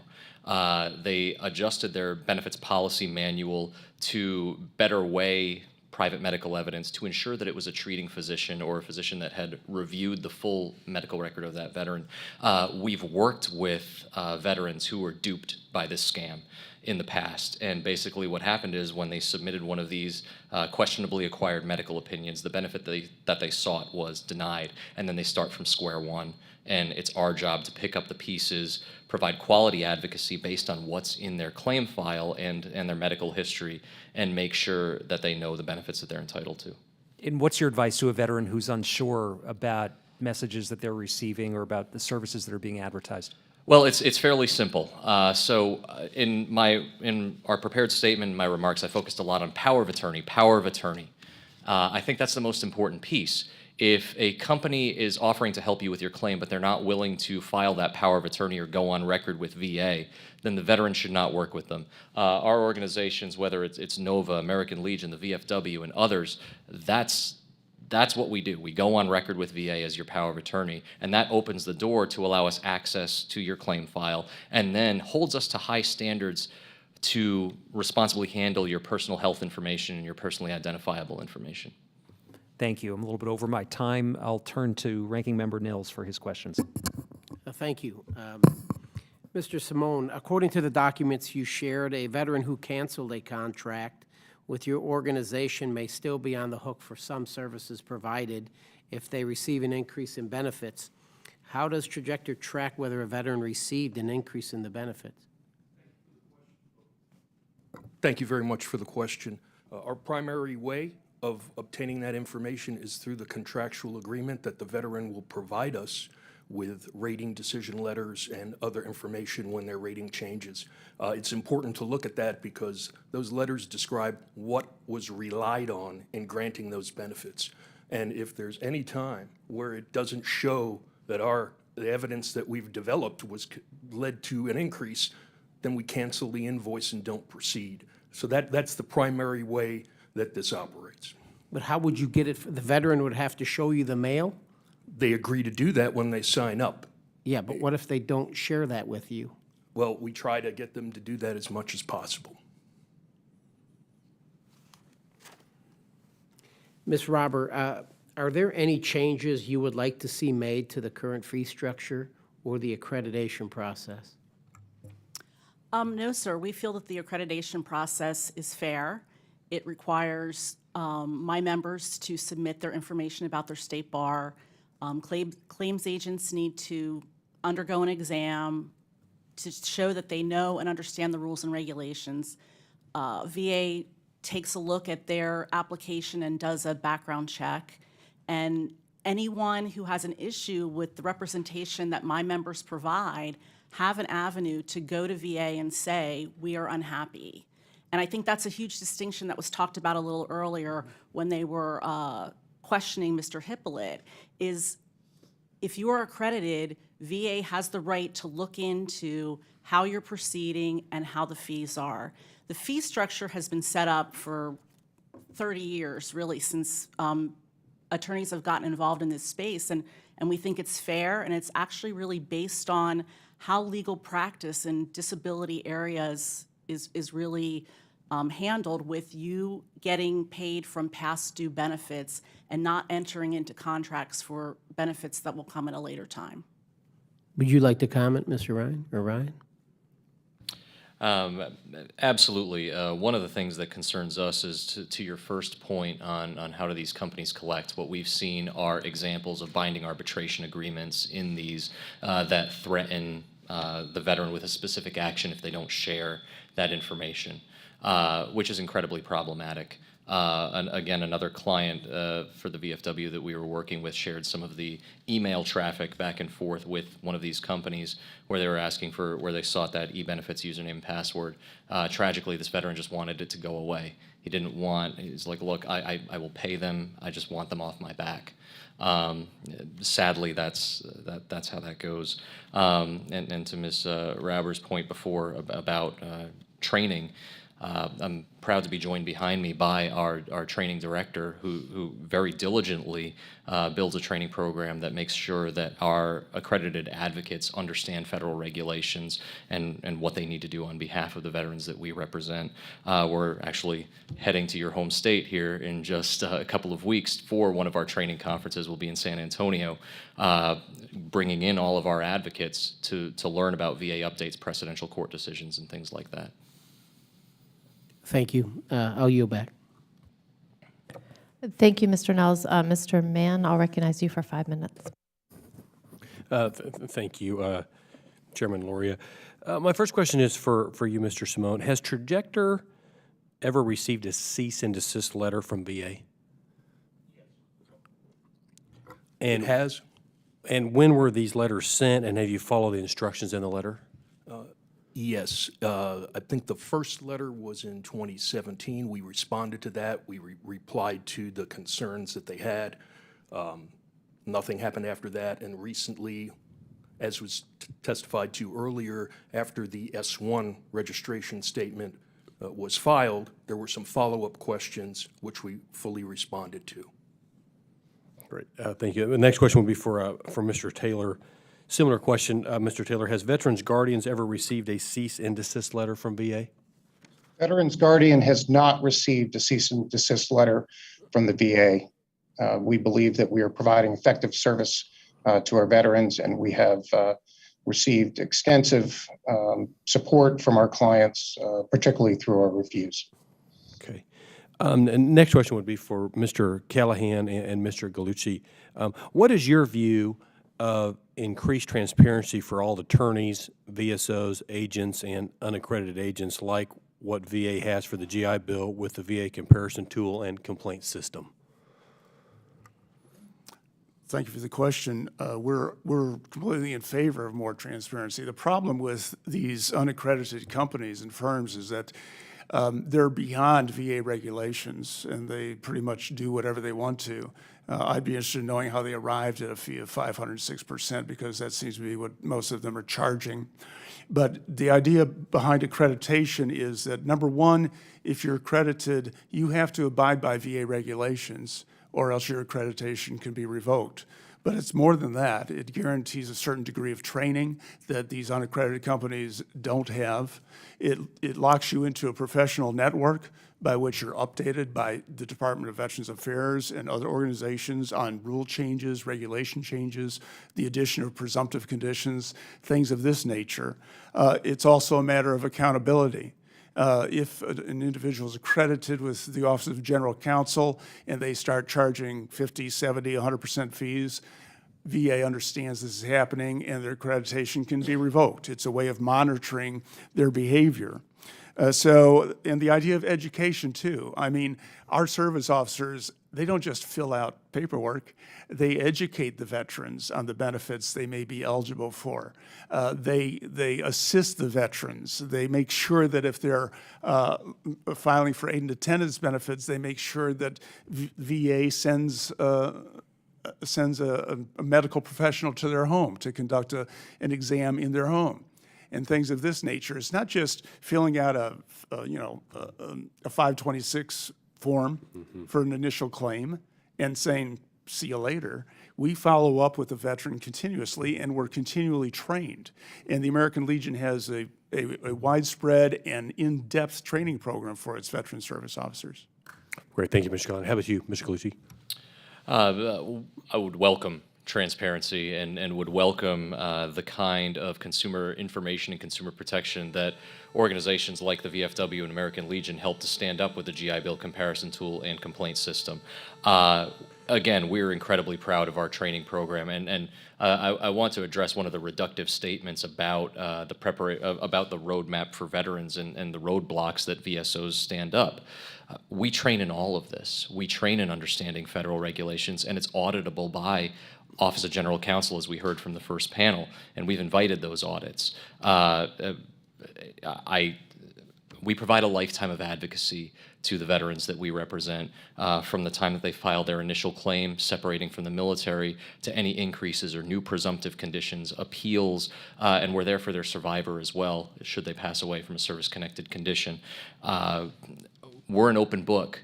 Our team, my team behind us here, we invite people to our training to see, touch, and feel and learn what our VSOs do, and look forward to working with both Office of General Counsel and VBA to open it even more. Great. Well, one last final question. I know I'm running out of time, and that's for you, Mr. Simone. How does Trajector Medical maintain independence with medical consults that could lead to increased profits at the risk of fraud? Thank you for the question. When you look at the standards that the VA regulations use to evaluate medical opinions from medical professionals, they're listed in the Code of Federal Regulations. I've provided that citation. I'd be more than happy to provide it again. But it talks about the standards. It talks about that education, training of the individual to be able to offer medical statements and medical opinions for the record. And more than that, I can give you citations to cases where the Board of Veterans' Appeals has evaluated the sufficiency of medical opinions we've provided. And they look at things like, is there a rationale for what is being addressed? Is it supported by peer-reviewed literature? Is there, the very important things that show, does it or does it not help that rater make a decision about whether this person is eligible for benefits or at a certain rating? So this idea of independence, there's no existing requirement in the regulations or the law that says, oh, you have to be separate or you have to work for a certain provider in a certain way to offer evidence. The consequence of not providing sufficient evidence is that it won't result in a benefit to the veteran. And I really would like to provide you with some of those citations so you can see the high quality of service. Also, it's concerning that the comments being made, oh, we get all the training as part of our accreditation. You're trying to say that, I'd love to know how many VSOs have a national practitioner identification number or have been licensed in an advanced healthcare profession after graduate education, because that's the kind of services we provide through medical professionals. It's not the same. VSOs do not require medical degrees to file claims or represent veterans, because what they do is very different from what we do. Certainly, medical providers should not be required to be accredited to represent veterans to the VA or file powers of attorney, since when do expert witnesses do that? That's what I'd like to respond. Thank you. Great. I'm way over my time. Thank you, Chairwoman Loria. Thank you. I believe that Mr. Moore, who's joining us virtually, has questions for the witnesses. Yes, thank you, Madam Chair. Mr. Callahan, Mr. Galuccia, how do you respond to those who believe that veterans should be given an opportunity to decide for themselves who helps them with their claim? Thank you for that question. We have no problem with veterans deciding for themselves who they want assistance from. The problem we have is that some of the options now available are going to harm them financially for no good reason. We've gotten reports by people who are being cajoled by some of these predatory companies to file claim after claim after claim. How do they find out about this? We know how they find out about it. They get the passwords from the veterans for their e-benefits or their My Healthy Vet accounts, and they monitor those accounts, and every time they get a compensation increase, they're on the phone with the veteran again, asking them if they want to file another claim through them or want another pre-consulting action through them. It's a matter of staying within the bounds that were set by VA for the protection of our veterans. And what VA says is that if you're going to help a veteran with your claim, you don't charge them a fee. And if you're going to help them with their appeal, you don't charge any more than 33% without talking to us about it. So we welcome the idea, the concept that the veteran should have a choice as to who he or she gets assistance from. The problem we have is that going from charging 0% to 500 or 6% is ridiculous. And thank you for the question. To add on to what Mr. Callahan was saying, the issue has to do with the fees and the oversight and whether there is any accountability for that marketplace. There is choice right now. A veteran can choose between an accredited VSO and an agent and attorney. And I'll be frank, and Ms. Rauber I apologize, but look, there are accredited agents and attorneys that may market in a way that we at the VFW wouldn't necessarily agree with. But that's the marketplace. That's America. They're free to do that because at the end of the day, they're protected by Office of General Counsel. So I may not agree with their messaging. I may not like their messaging. We may message differently, but those agents and attorneys are operating within that marketplace. And if a veteran feels that they were exploited, there is clear recourse and protection for that veteran. Everything else, that's for us to figure out. Thank you. Lieutenant Colonel Taylor, how many of your clients have already tried to use services of a traditional VSO without success? Do you have a feel for that? Congressman, thank you for that question. We do have somewhat of a feel for that. We have a significant number of our clients that come to us after years of frustration navigating the system. That might be on their own. It might be with VSO assistance. It might be with getting assistance from the VA.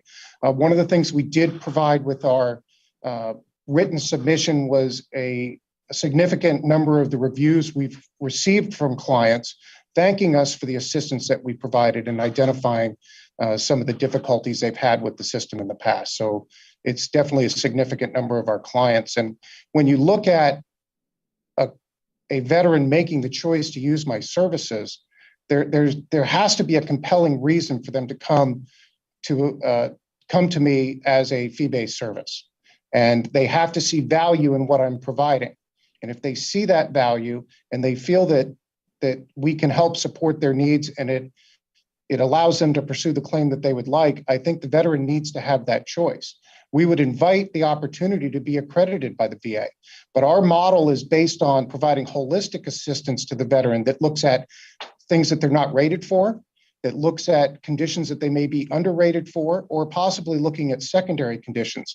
The current restrictions on fee structures and ability to assist on initial claims makes it impossible for us to pursue that business model within the accreditation system. We would welcome changes to the accreditation system that would allow us to pursue that business model within the system and be brought in under the oversight of the VA. So are there any specific things from an accreditation standpoint, any changes in that process that you think would be helpful?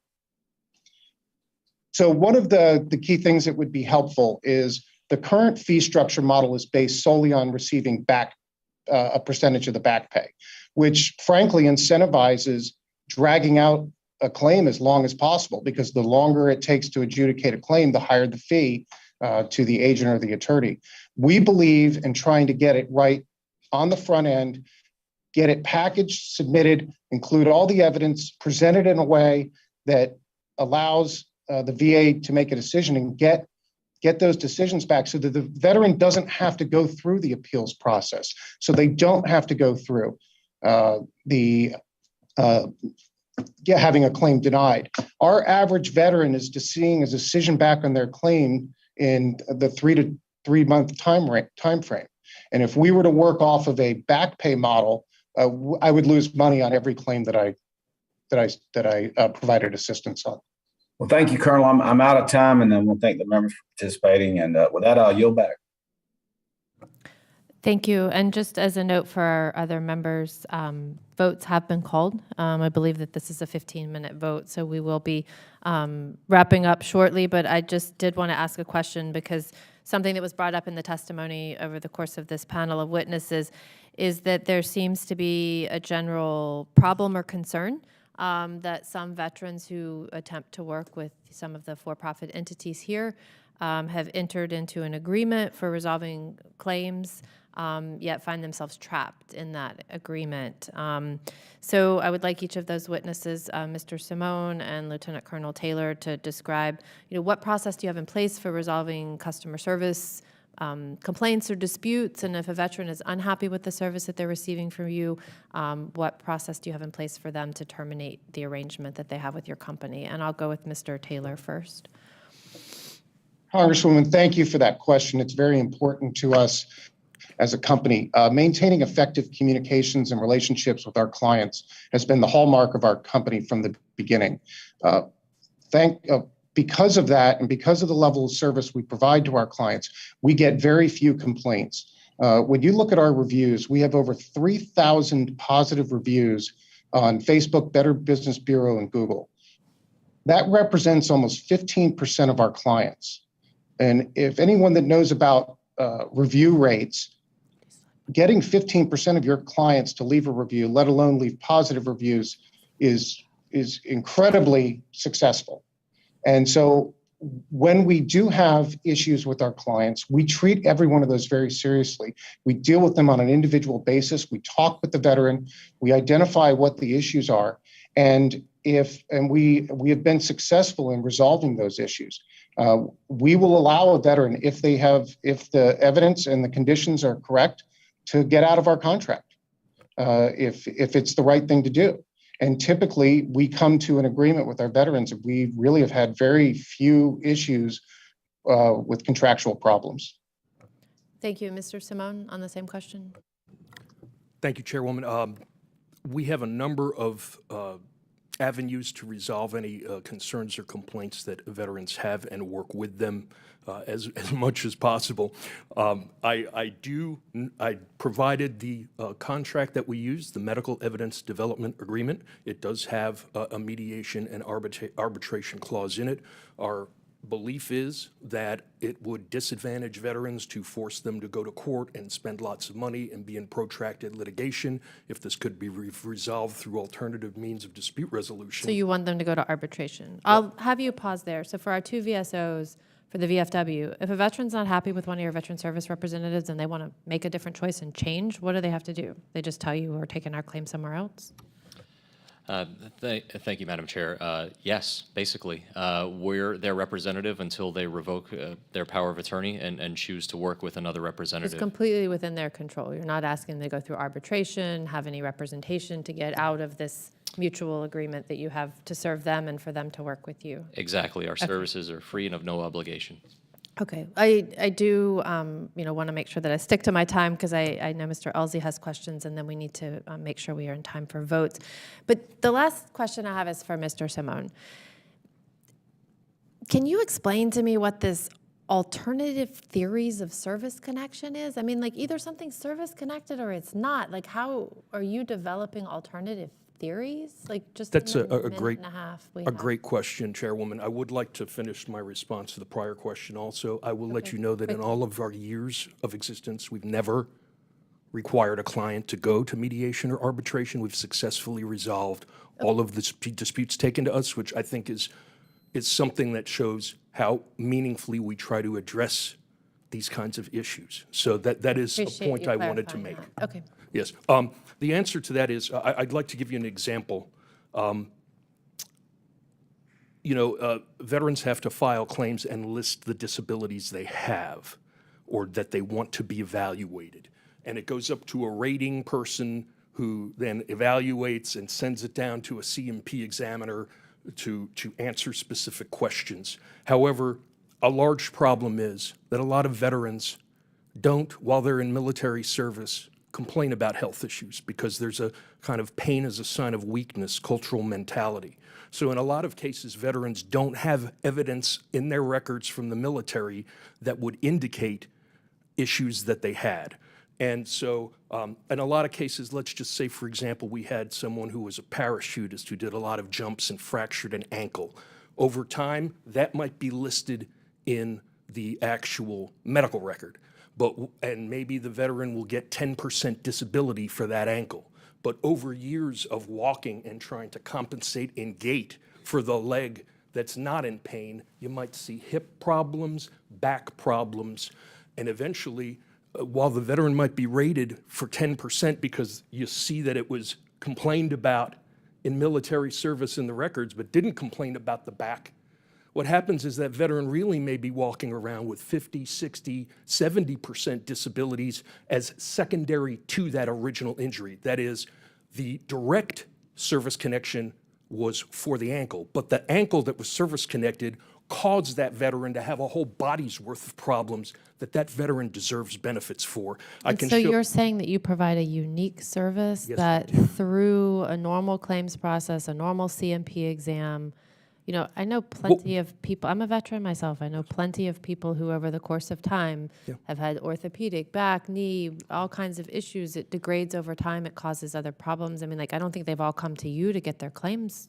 No, a substantial number of our veterans were denied originally for other theories or anything, and they need medical opinions. Why are you talking about theories? I mean, these are DBQs. They're forms that are produced by the VA. They go to qualified medical providers, and people are tasked with filling those out. I mean, we debated last year. We had a whole long process about getting those back on the website so they could be available to the public and the veterans to understand what needed to be in them. But, I don't understand why you have theories. Well, we work if in we find, we don't say we're going to create evidence that doesn't exist. We're going to look at what it sounds like. No, we're going to look at medical evidence, and if it, I've got this little chart here. yes. And if I look at this chart, it's like, to me, it's almost like you're having a veteran come in and say, choose your own adventure. Like, tell me every time you've sneezed in the last 40 years, and I'll find some secondary and tertiary reason for you to file another claim. That's what I feel like. It's my impression. I'm a veteran. I could be your target customer, but this would not make me feel comfortable with what you're proposing. So I'm well over my time, and I apologize. If you have further information you want to provide in response to my questions, you can do that for the record. And I'll recognize another fellow veteran and Naval Academy graduate, Mr. Elsie. Thank you, Madam Chair. I appreciate the time. Thank you all for being here. Fellow VFW and American Legion folks, thanks for coming. To all of our witnesses, thanks for coming. I think what we're talking about here is a cottage industry that uses a loophole, and it uses a loophole to make some money off of veterans and their disabilities. It's very difficult for some veterans to find out how to get these claims, and I understand that. I was a commissioner on the Texas Veterans Commission after I retired from the Navy in 2012, and I'm very familiar with this. And one of the things I'm most proud of is that every state has an innate ability that's paid for by the taxpayers, most of whom are veterans, who will for free do what we're talking about here that doesn't require a recompense for those who are filing the claim. And most of them have expertise in the various, whether you're infantry or fighter pilot, or a nuke surface officer. They know what you've been exposed to and can help you with your claim. The scariest part is finding out where to go to get those claims, and I talk to a lot of veterans who don't know how to get their claims. And so if you have an advertising budget, you have a leg up. Texas Veterans Commission doesn't have a leg up, doesn't have an advertising budget with which to outreach to those veterans. So to the organizations that are not predatory, I appreciate what you're trying to do. I think that, that we have seen here today that there are predatory groups that do this, but at the end of the day, I don't think anybody should make any money off of a veteran and the disability that they receive. That's just me. That's my opinion. And every organization that does this, especially if they make money, have to be accredited. That's just me. Mr. Simone, do y'all ever do work in Texas? I was stationed in Texas. Do you do work in Texas? Does this company do work in Texas? There are Texas veterans that obtain services, yes. All right. Do you ever advise veterans about the Texas Veterans Commission or the county service officers or the veteran service organizations before you take them on as a client? All clients must acknowledge in writing that they understand that there are free services available to them and the limitations, that we don't file claims, that we're not accredited, that we don't fill out forms, that if they want to need help with their forms, they should go to an accredited person or do it themselves. I've included a copy of our medical evidence development contract so that you can see what veterans have to agree to obtain service. But you guys claim that you're experts in your field, but you're not accredited according to the norms of the VA, correct? I would say that private medical professionals are not required to be accredited to represent veterans in order to give them medical evidence in support of a claim. Are you an attorney? I am. Sounds like it. I would say 38 U.S.C. 5125 was a law passed by Congress that said private physicians can do reports that will be considered by the VA. Private meaning not working for the VA. So I understand your concern, but veterans who decide to contract with us do so understanding the limitations and the specific nature of our services of medical consulting. Okay.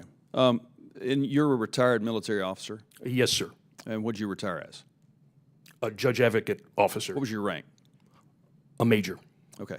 Major, would you use your own service if you knew that the Texas Veterans Commission was out there? I would. And in fact, I wouldn't be working for this company if I thought it was defrauding anyone. I honestly mean that. So if you have a veteran at the TVC who does this for free, who's very familiar with your line of work, doing it for free, you're telling me you would rather pay money to somebody who does the same work that's not accredited? If I had conditions that were not readily identifiable in my medical records, I would want to make sure that a medical provider, if I had a secondary condition, I would want to be able to show if that was service connected, because I've even seen there's the National Veterans Legal Services Program. They advise county VSOs to have veterans go out and get medical opinions as part of, because they can't do it. I've done this process too. I'm a disabled veteran, and I can tell you that I wouldn't pay somebody for something that's done for free. That an organization that has 80% military veterans doing these claims work for me, who can identify the disabilities I'm going to have, neck, back, knee, as a fighter pilot, and go to you instead. So thank you for your answer. But here's the problem overall. The DOD spent 4 years on me getting me to the fleet, 4 years of education and training. They spent the Naval Academy time plus a couple of years with Chairwoman Luria, sending her to Nuke Power School and getting her trained to be a surface warfare officer. The thing that the DOD does not do is give us an off-ramp into civilian life. And that's why going forward, what we've identified here today is an absolute need, must, necessity, and an obligation to our veterans to ensure that the DOD and VA, before any military member steps foot on the ground as a civilian, already has their disability rating and any mental and psychological care that they need going forward to re-enter into civilian life. Because it shouldn't be the obligation of the member or the veteran to go find out somebody like y'all to get this kind of help. We owe it to our veterans. The time is now. I've gone over my time. Chairwoman Luria, thank you for the time. Thank you, witnesses. Well, thank you, Mr. Elsie, and thank you for being part of this important hearing. I understand that Mr. Pappas has closing remarks that he'd like to offer. Well, thank you, Madam Chair, and I'll keep this brief. I wish we had more time for discussion here. We're really just scratching the surface of this important issue, but I know we're going to continue to stay engaged in this, and I appreciate our panelists for being a part of this conversation. Look, something about this just doesn't sit right with me, that there are individuals and organizations profiteering off of our veterans' disabilities. And we've got to make sure we're doing all we can as a government to highlight the opportunities that are available for our veterans to get connected to the care and benefits that they have earned through their service.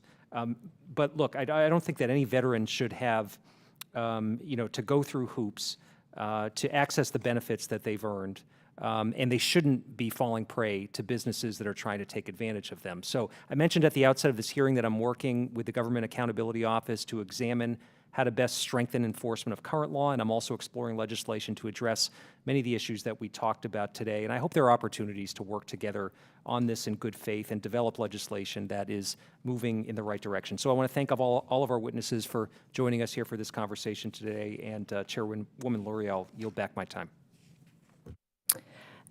Thank you. And again, I thank all of our witnesses for being here today and for this very important conversation. And, I know it's probably not easy or sort of appealing to come before a committee, where perhaps you'll get asked hard questions and perhaps I'm trying